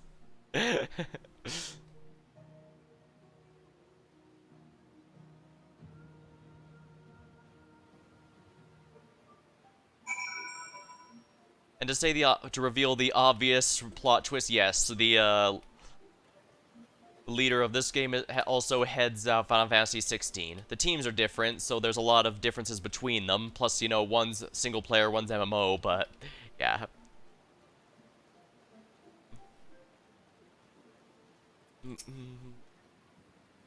All its adventure's over, set in motion as it was a dream most cryptic. I must thank you for indulging my sudden and strange request. As for your promised reward, I hope this is sufficient. Torgal proved such a trustworthy guide, I thought to bind his likeness to a summoning whistle. Not sure how much Clive... well, maybe Clive would appreciate that others would appreciate Torgal. May his loyal spirit serve you well in your travels until we meet again.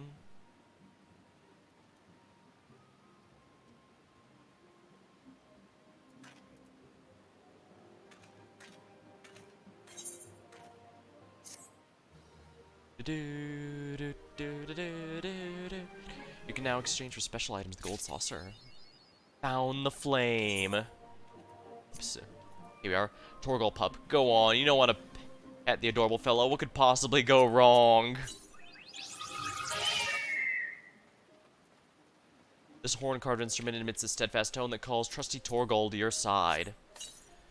This is branded chest is a complement of Median attire. I think that's Clive's outfit, if I remember right.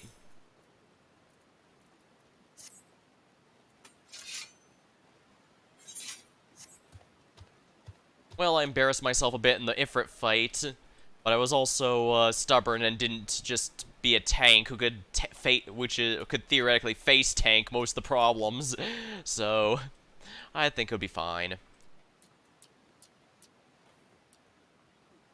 As I said, I didn't have too much to do before,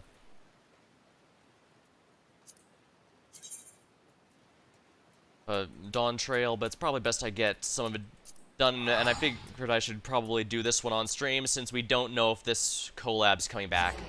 Like, the Final Fantasy 15 collab was...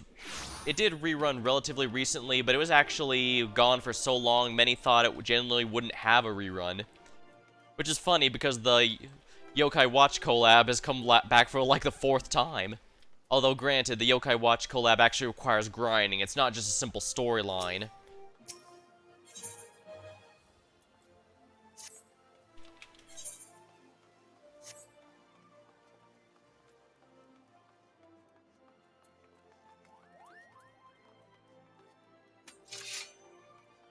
It also feels great to be back in the saddle of Reaper again. It was my main for the expansion for a reason. Yeah, it's very much a good example of beauty and simplicity, although I hope they don't change that too much with the Dawntrail updates it gets. Then again, I am one of those assholes that changes mains every single expansion, so who knows, maybe I'll be a Viper main or Pictomancer main in the next expansion. We'll have to see there.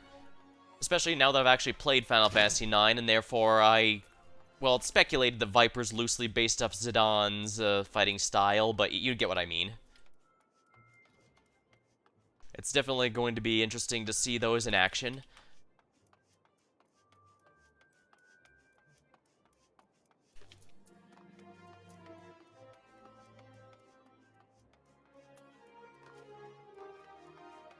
And,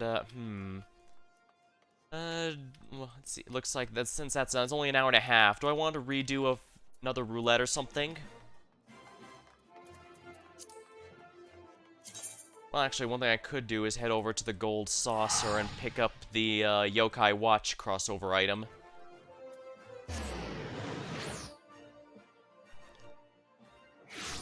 I actually have all of the Yokai Watch items here. Yeah, I've got all the Yokai Watch weapons, so you can tell because I have the Gymnion couch mount. I got it last time because they nerfed the grind significantly, so I was able to get through all the weapons rather easily.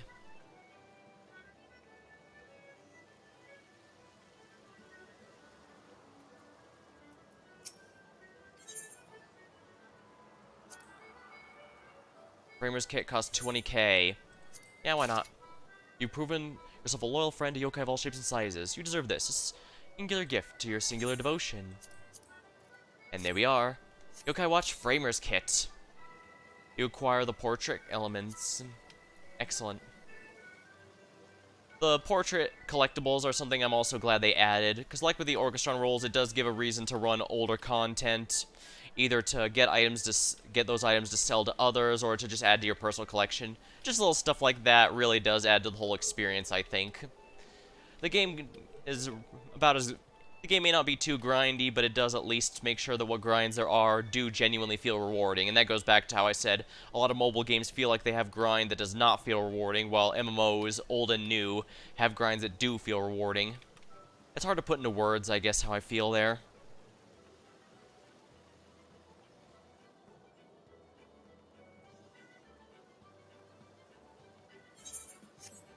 I guess I should get a repair real quick. Here we are, repair kit. No, not you, repair kit. I should probably get I should probably get the ability to repair my own stuff by getting my craft jobs off. But I usually only have those for the quest line, things like with the Laporits, Moogles, and all that.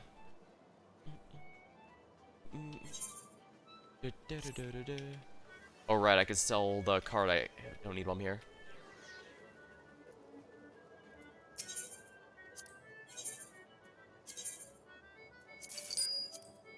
You know what, let's do at least one roulette before I go, because we're starting here, and we'll go with Alliance Raids. Now, this one I do distinctly Now, I know this one has a reputation for a very good reason. It's usually either an Ivalice one, or Labyrinth of the Ancients, or that's basically it. It's very rare to get any of those, including the recent ones, hilariously. So yeah, we're gonna do at least one more roulette, and as DPS I should be able to handle this. Of course, I won't mind if I get one of the Myths of the Realm, where the Endwalker 24-player raids, because honestly, those are kind of easy. The storyline's good. Generally, from what I'm seeing, nobody has any complaints about the story. It's just that the fights are generally considered pretty easy, and I do get that. With most of the previous one, even in the Nier Automata ones, there's usually at least one boss who makes you think, okay, this one might give the random players a bit of trouble, but here, Ralgar is about the only one that ever made me think that. And even then, it's more because of the weird shape of his arena. Still, I have seen random groups swipe to him, and that's something that most the other bosses don't have, so...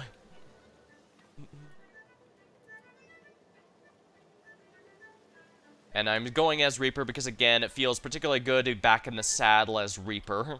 It's been a very fun main, and I don't say that lightly because usually I'm the person who prefers either a caster like the mages or something ranged like Bard or Dancer. So the fact a melee job really struck my fancy is worth noting, I'd say. Then again, as I said, I change mains basically every expansion, so I think the devs are just really good at making these jobs feel satisfying in the general sense. Oopsie. Yep. Circus Tower. The Realm Reborn dungeons are all typically either really easy or really goofy due to the mechanics they have. Like, originally, they had Labyrinth of the Ancients actually require all three parties to constantly be coordinating, so you can accidentally get some wipes if you have any new players who don't know what to do. But Circus Tower was pretty easy even when it was new or blunt.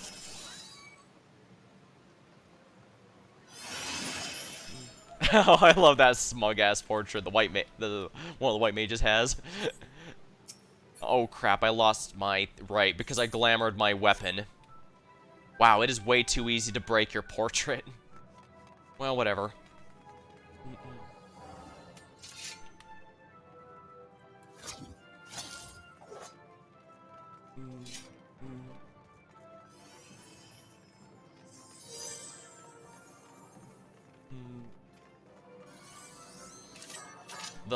Let's see here. The Crystal Tower raids were basically all throwbacks to Final Fantasy III. For a lot of people, it's their favorite because it also has some ties to a later expansion, but at the time, it was really just... It's important to remember that even at the time it first released, it was still just a fan service raid, basically.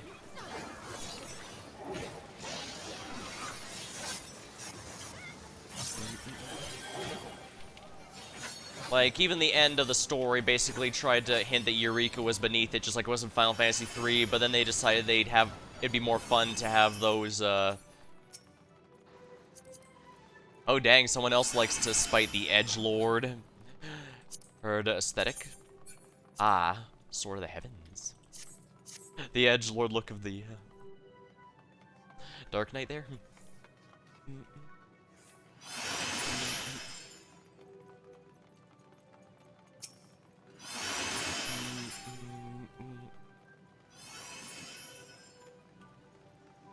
Scylla. Alright, so basically the lore of half these bosses are kind of messed up in a hilarious way. Like, Scylla was apparently some member of the court here that Amon decided to graft a bunch of dogs onto. If I remember how this I can ignore the mechanic, but you know, why not? Do it right. You're supposed to bring all these here to power up these for some mechanic. I forget what the mechanic does exactly. But again, this was a very easy fight even when it was new, so now that everyone's basically a max level sync down, this is going to be extremely quick.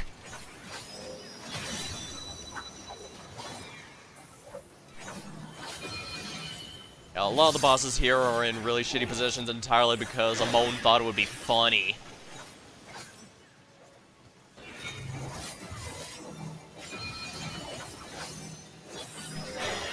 Yeah, there's a reason he's not very popular among the fan base.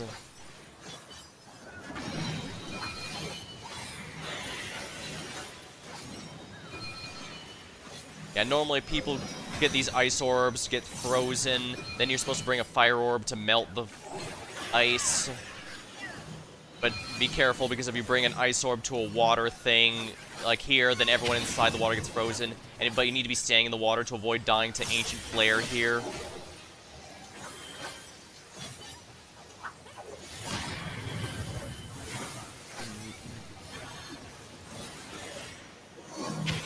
Yeah, this level sync is doing a lot, that's for sure. For the record, Reapers use the same gear as Dragoons, which has a bit higher physical defense at the cost of less magic defense. So in other words, I'm highly vulnerable to magic like that if I screw it up. But the level sync makes that almost irrelevant. Oh, I forgot how low a level I get Arcane Crest. Then again, I'm pretty sure every DPS has at least one mitigation tool in some fashion, whether it's a direct shield like Samurai and Reaper, or just a debuff on foes.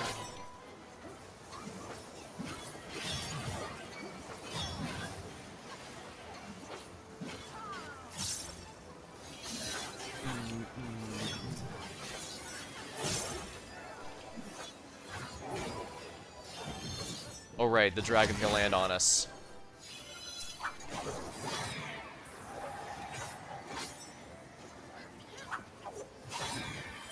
You'd think I'd be the type to remember, or when the party is mandated to be flattened by a dragon's ass, but apparently not.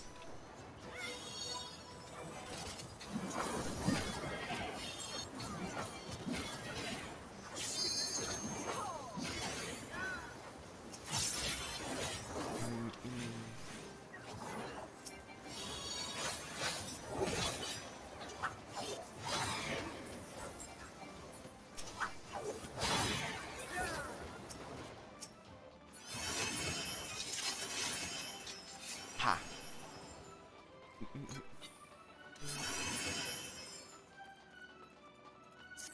I don't think anyone's gonna roll for that unless they're specifically looking for the glamour gear. Which, to be fair, they could be. That's one of the reasons to do this old content. For the glamour gear, the orc rolls, or the, materials, in some cases. A lot of dungeons also even drop minis. Oh boy, this guy! Alright, so funny thing about Glazia here. You see these panels around the arena? He has like two mechanics that require to use those, but even when he was new and relevant, it was possible to deal enough damage to make him skip that mechanic. So guess what's gonna happen now that absolutely everyone here is way over leveled? Here's a hint, you're not gonna be seeing it tonight. You could definitely tell that Realm Reborn was the dev's learning phase to figure out how to handle things, how to future-proof. It's why a lot of future fights and raids will typically have bosses just straight up stop taking damage and perform a mechanic or phase change, simply so that it's not, ridiculous. What am I doing? I can outdamage this with ease. Yeah, you're supposed to have someone stand in those AoEs in order to make the robot vulnerable, someone else kills them, but again, we're gonna be skipping that.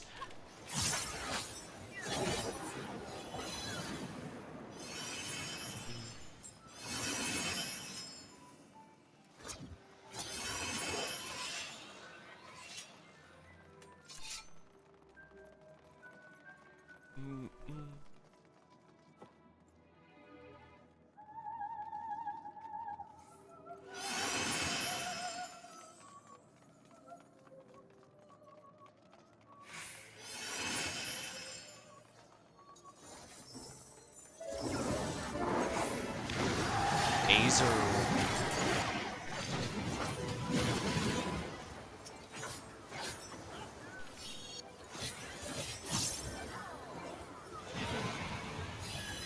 Right, the red dragon gives a line of fire. Usually it's not a big deal if your job relies on keeping a debuff on the enemy and to keep up your damage, as opposed to ones that buff themselves, like Ninja. They keep up a self-buff for your damage. However, if stuff dies this fast, it can be a bit tricky to keep it up as often as you'd like.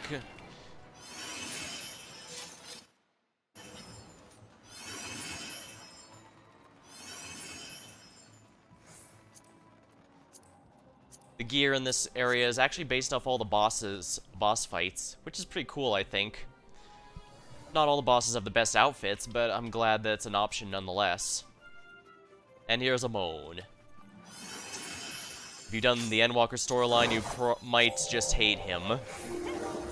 Even if you haven't done it, you might not hate him, because like I said, anything weird about the bosses are basically a moan thought it would be funny. He's even responsible for Emperor Zand to be revived. And Emperor Zand is definitely legally distinct from Sorcerer Zand from Final Fantasy III. Although I guess most people might not even know there was one, since Cloud of Darkness is generally treated as the main villain of Final Fantasy III by crossovers and stuff. Even though she was, technically speaking, a twist villain. I'm gonna kill the ads for no other reason than it is hilarious, and I want to.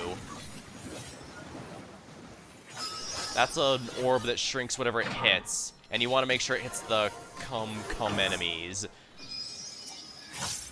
Oh dear, that poor person.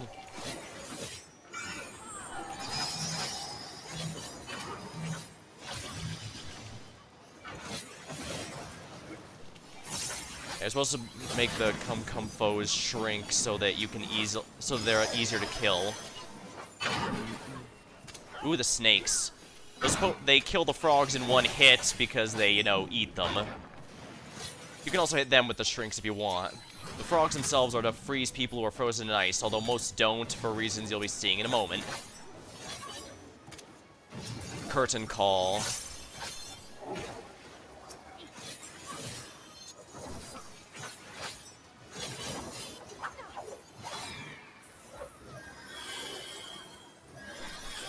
Shields up. Yeah, as you can see, you want those shields to protect you from curtain call, so I'm not sure why. I guess the idea is you save one and use the other for cover. I don't know. I should probably do... I would like to get tanking practice in some of these 24-player missions, but the problem with that is tanks actually have a very long wait here. DPS actually have the shortest for the 24-player. I'm guessing because there's 3 teams of 5 DPS, so 15, and only 1 tank apiece. So 3 tanks, 15 DPS, which one do you think is going to be more highly desired, right?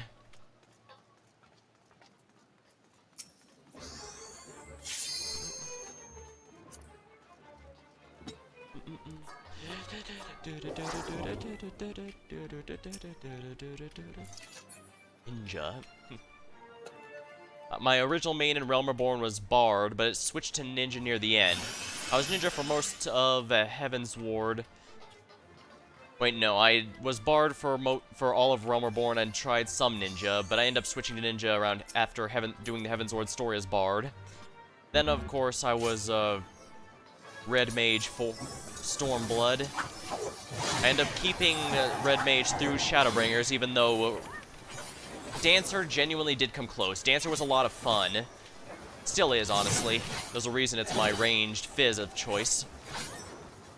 And of course, Endwalker, I ended up maining Reaper. No regrets there.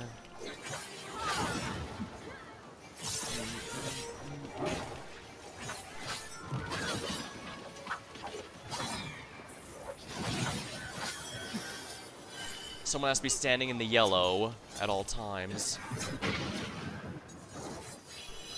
Every single yellow has to have someone in it, or else the party might die.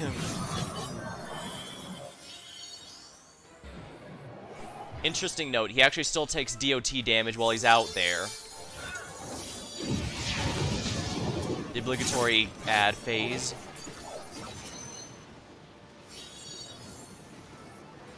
The idea is to destroy the outer ones and then the inner one, because the outer ones have less time.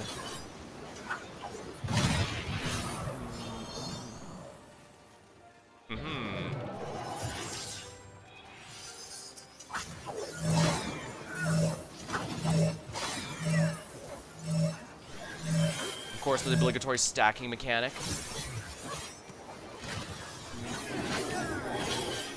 You have to be... This puts float effect on you, so wherever they drop, you want to stand there so you don't get hit by Ancient Quagga. and then run away from Burning Wave, because he drops that where everyone's standing, which is going to be the stack bars, because everyone's stacked.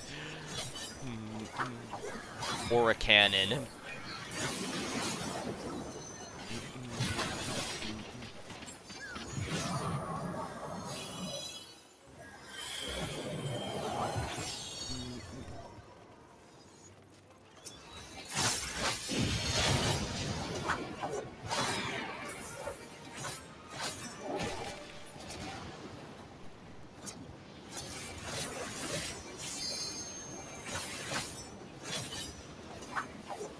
We're not gonna get any limit break higher than 1, I can tell you that much. So I'm just gonna use it on the Zand immediately.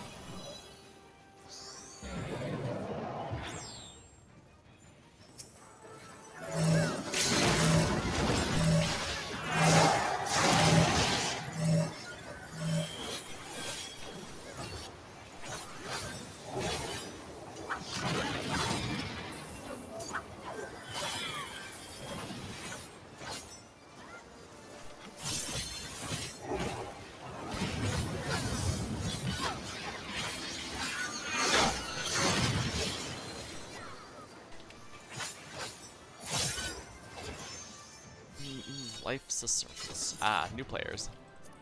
Gotta roar the smug ass. Already got all these, I think. Well, I guess I might as well roll for that if I don't have it. Fun fact, if you're in a battle, the Onion Knight will play the attack animation for the Onion Knight from Final Fantasy 3. Rather clever.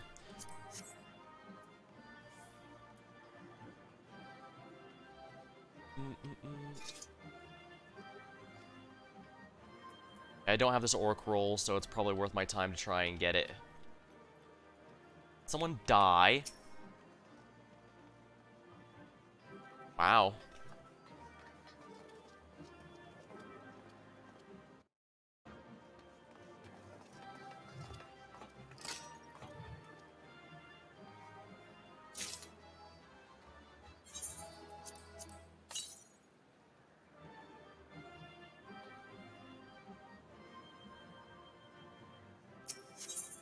Well, I mean, if you just wanna take a nap, that's your thing. I won't stop you. More inventory slots, please.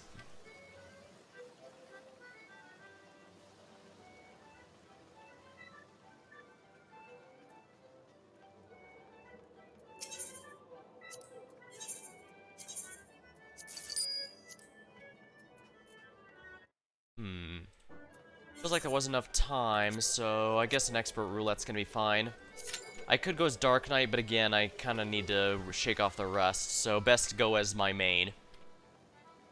It's also nice that I am playing as my main for both the challenge content as well as the farming content, because sometimes, like, during Stormblood, Red Mage actually didn't have their AoE, very many AoE spells at all, like Ver Thunder 2 and Ver Arrow 2, those didn't exist yet, so they were ideal for single target, but not very good at AoE, so I had to use Samurai as my AoE for farming EX roulettes, because there just wasn't much AoE there.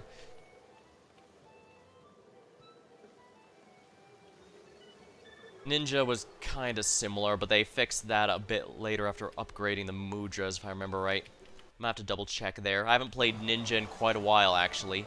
I need to get that one raised. I need to raise a lot of my jobs. For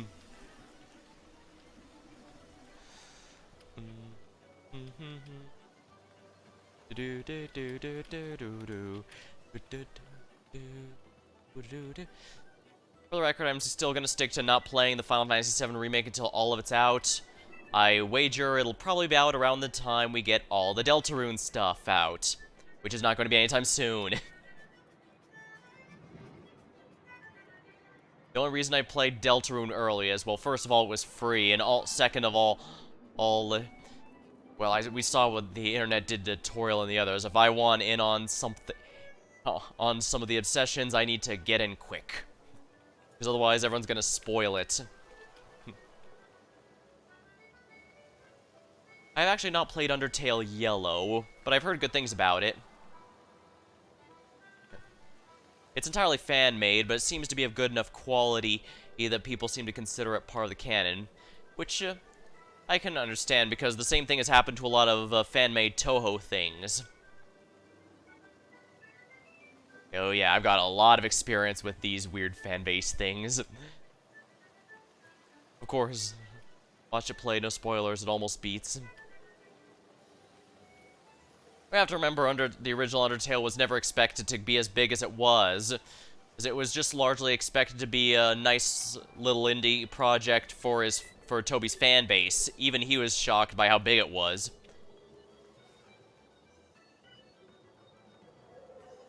He's claimed in interviews that it was largely a proof of concept before he works on Deltarune, which was the main story that he was thinking about, but I don't know. Deltarune has a lot of things in it that specifically reference Undertale or make fun of people's expectations based on what happens in Undertale, so... Oh yeah, I wouldn't be surprised. I recall joking with friends that Undertale Yellow was made by a bunch of furries that wanted to get their personas in the Undertale universe. That is not mutually exclusive with what you've said here, I will say for the record. But I also don't think that's inherently a bad thing, as long as they can have fun with it. I mean, a lot of people have these OCs because they have all these backstories and stuff that go together like that.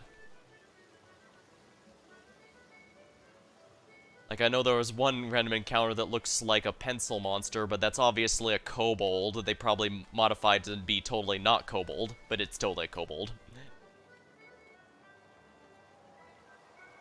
It's cute, I like it. And it's also kind of funny to see that Undertale's now old enough that games based on it are starting to come out in long term. Like, I do get there were short-term ones, like, after Undertale came out, there was a lot more, horror games and stuff on Steam that were subversive or trying to play with expectations, but the degree of which they worked was debatable.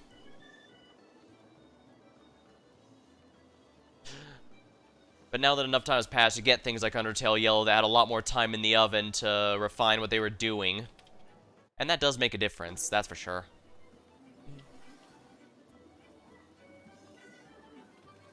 For the record, I do in fact have all the, yeah,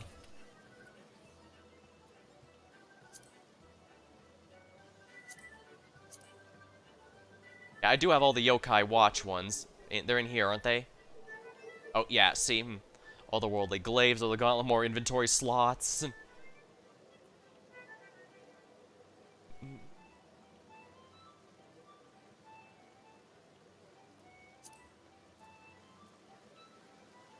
So yeah, I've completed the Yokai Watch event.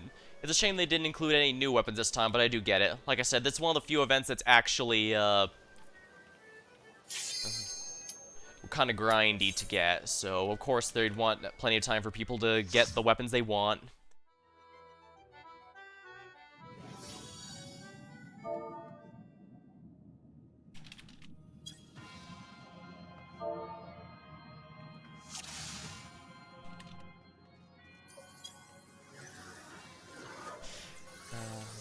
Right, I forgot to fix the portrait, didn't I? Sadly, this is not something that just happens on stream. I do genuinely have an issue with forgetting these things.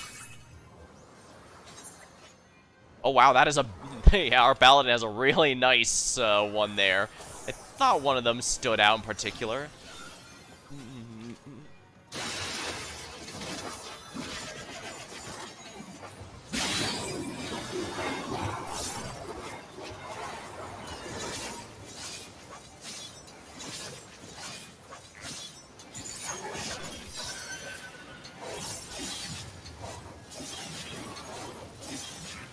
I like to open with my super mode and the buff because it's got plenty of time. It'll be back up in time for the first boss.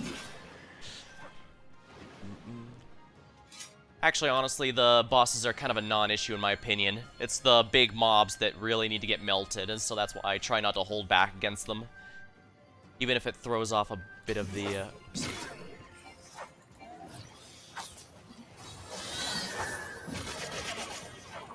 Oh, right. We still have 2.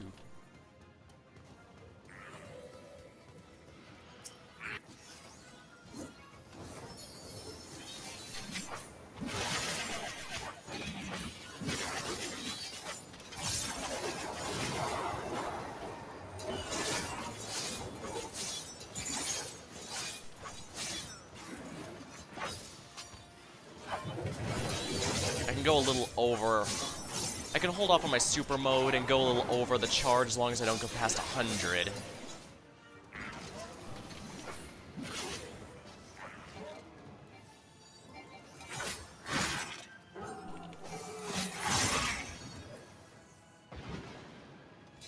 Honestly, when I'm usually playing as Red Mage, I like to even limit break the final mob before the boss, simply because, first of all, that lets it charge on the boss.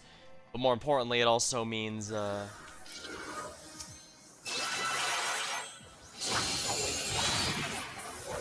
it takes out one of the more annoying fights.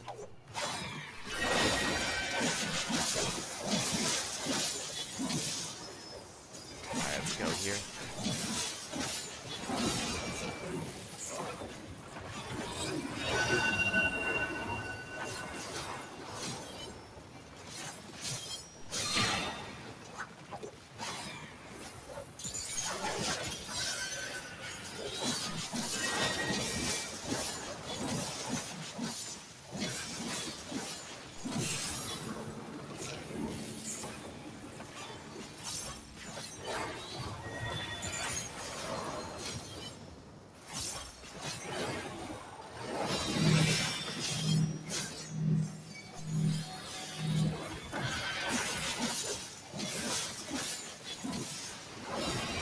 Oh crap, I messed up real bad there.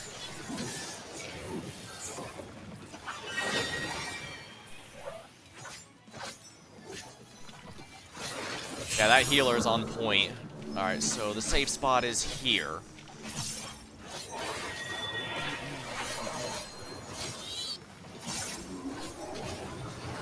Honestly, I think I kind of prefer how, like, the Eden raid was handled over the,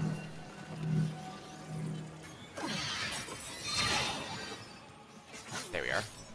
Over the, Golbez storyline.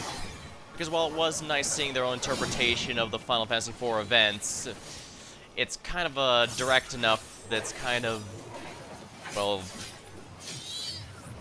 I guess I'd need to get the opinion of someone who never played Final Fantasy IV for it, because I recognize all of it, but I'm not sure how much someone who hasn't played it would feel. Meanwhile, with Eden, it was referenced Final Fantasy VIII, but no one from Final Fantasy VIII arrived. We didn't battle Ultimecia or whatever, or any of that stuff. We just, similar concepts and music, but it was completely original, and that made it pretty memorable, I thought. Here we are. I don't need any of this stuff for glamour, so you guys can all have it.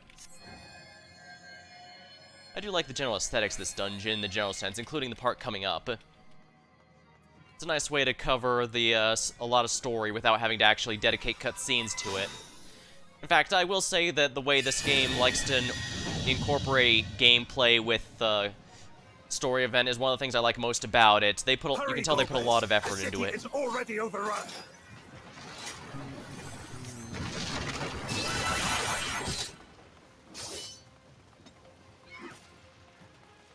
First the villages, and now the capital. Nothing is exempt from their avarice.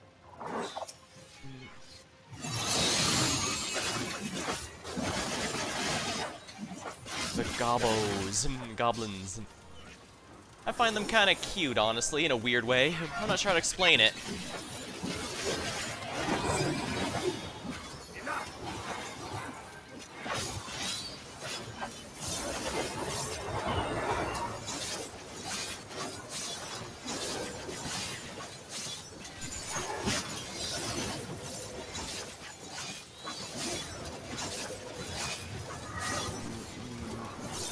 Oops, I hit the wrong hotkey there. Well, like I said, I need to go back in the saddle at some point. Cowards. On that note, since my buddies have some time off, I just take some myself, and we might be able to get some more multiplayer streams tonight. It's not going to be Elden Ring, since we're at the point where we're, we don't want to get too far. We want to wait for the, DLC at the end of the month, so that's going to be a thing. But we do have plenty of other stuff. It might be more Lethal Company. We were debating Helldivers, but then the Sony controversy came in. So that one might be out, unfortunately. Sorry, blame Sony for that one. Oh man, it feels so satisfying to AoE as Reaper. I love it.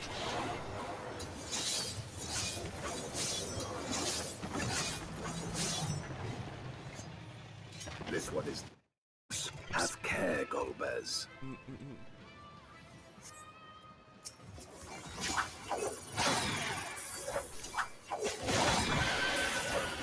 I think I might have mentioned this earlier, but it's funny that this Demessian antline is the boss here. In Final Fantasy IV, it was actually said to be very docile. Well, and it was just, you know, the Golbez thing that was setting things wrong. In fact, even in the After Years, a sequel which I honestly cannot stand, they at least made sure to pay attention to that, and so when you run into the antline again, it is indeed docile. It doesn't attack you or anything.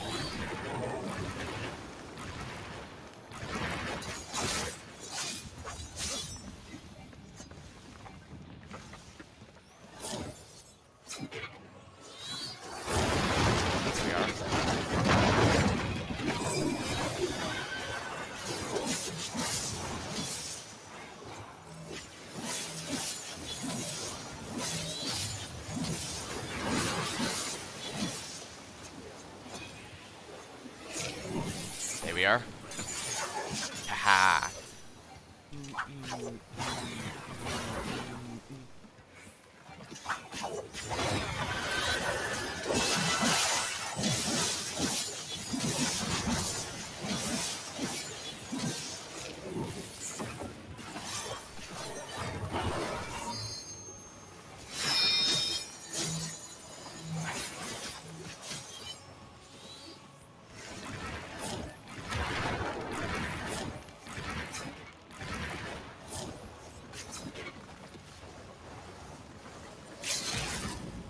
Might as well use it here. Ow. I forgot to check the other side closely. I just glanced at it. Not well enough, apparently.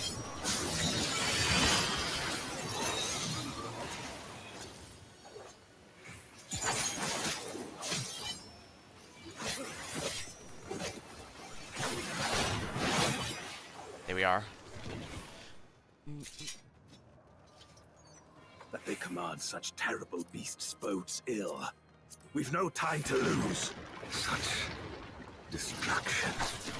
I absolutely have to keep remembering Harvest Moon. I suppose that's what happens in Stardew Valley.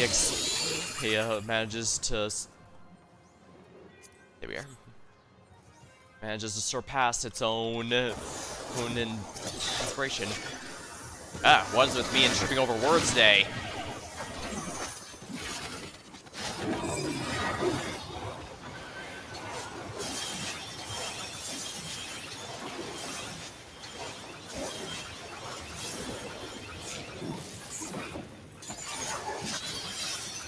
I cannot, will not.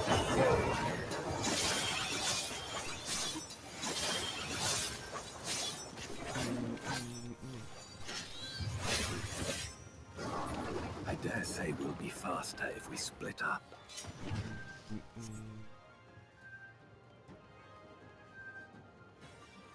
Even forgot what my... Crap, I forgot my train of thought. Blarg. Oh well.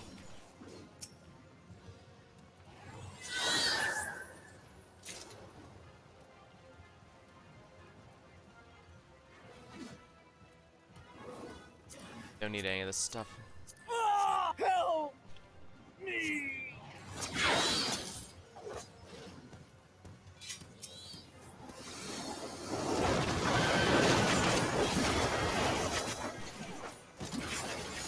Let's go.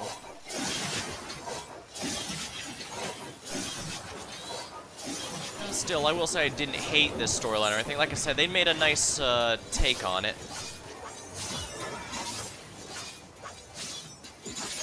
So I guess it's kind of like the Wars of Darkness storyline back in Heaven's Ward. Sure, most people love it now because of its connection to Shadowbringers later, but that reminder, that was 5 years after the Wars of Darkness storyline in Heaven's Ward actually showed up, so Yeah, saying may not seem as good now, but it'll be amazing in 5 years. That's kind of a lot, you know.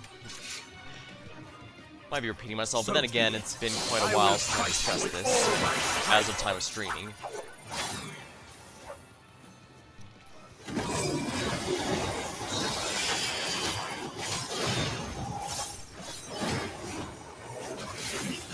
To fortify my blade.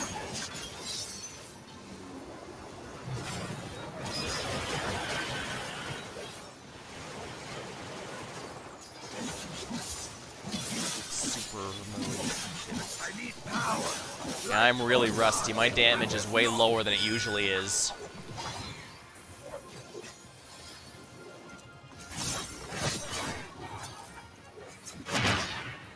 Right, he doesn't slice those until a later mechanic.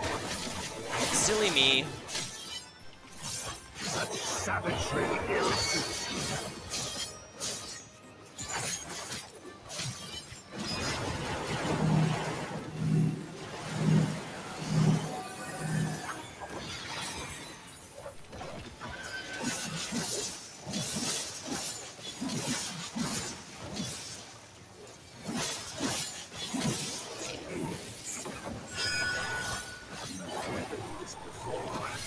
Let's see how you fare now.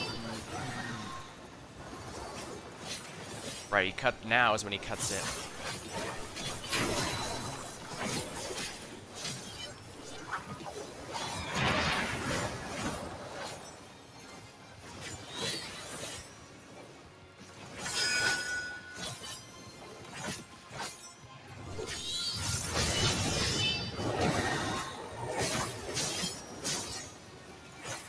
Alright, should be here, safe here, yeah.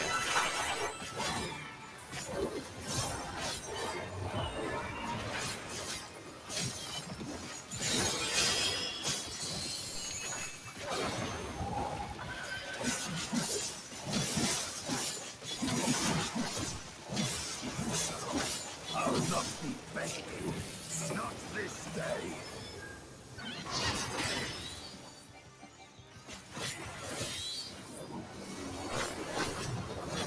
Stay sides.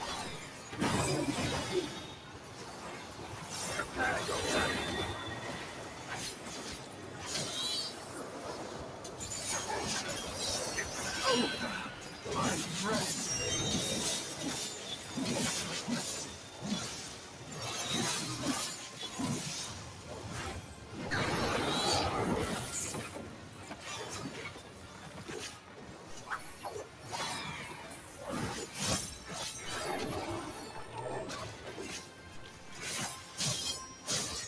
I'm getting the visuals wrong.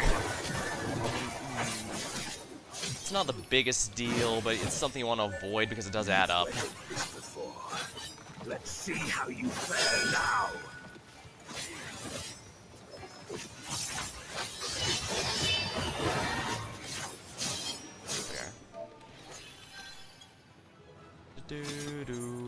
Definitely that amazing portrait.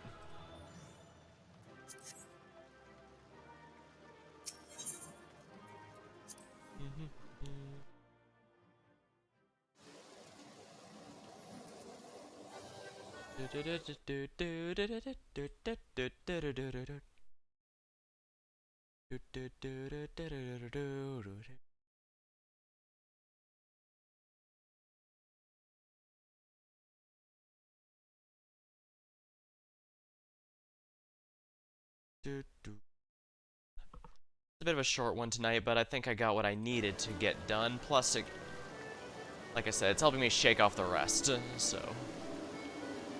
Next time I'll probably do a bit more DBZ Kakarot, because that has a lot more substantial end game content than I was expecting, and I'm glad for it. It's been a good adventure, so... I'm enjoying myself, although sadly I probably won't be doing through all the DLC. Maybe some of the movie ones, since those are fixed scenarios, but everything I'm reading about the Resurrection F and Battle of Gods DLC is that it is extremely grindy. And while I did grind plenty in Legacy of Goku, well, most of my grinds are off-stream, so I'll do that later. Well, thank you, Emma. Hope I have some good vibes for you then. Alright, so for now, I'm gonna go ahead and raid someone. Squabbit. seems to be doing something. Arkspark Azrael. Like Arkspark Azrael has significantly less people watching at the moment, so I guess since we were discussing Undertale before, we'll go with the Undertale VTuber there. Alright, he's doing I Wanna Hug That Gator, so if you want to enjoy some wholesome Is it wholesome? No, serious question, is it?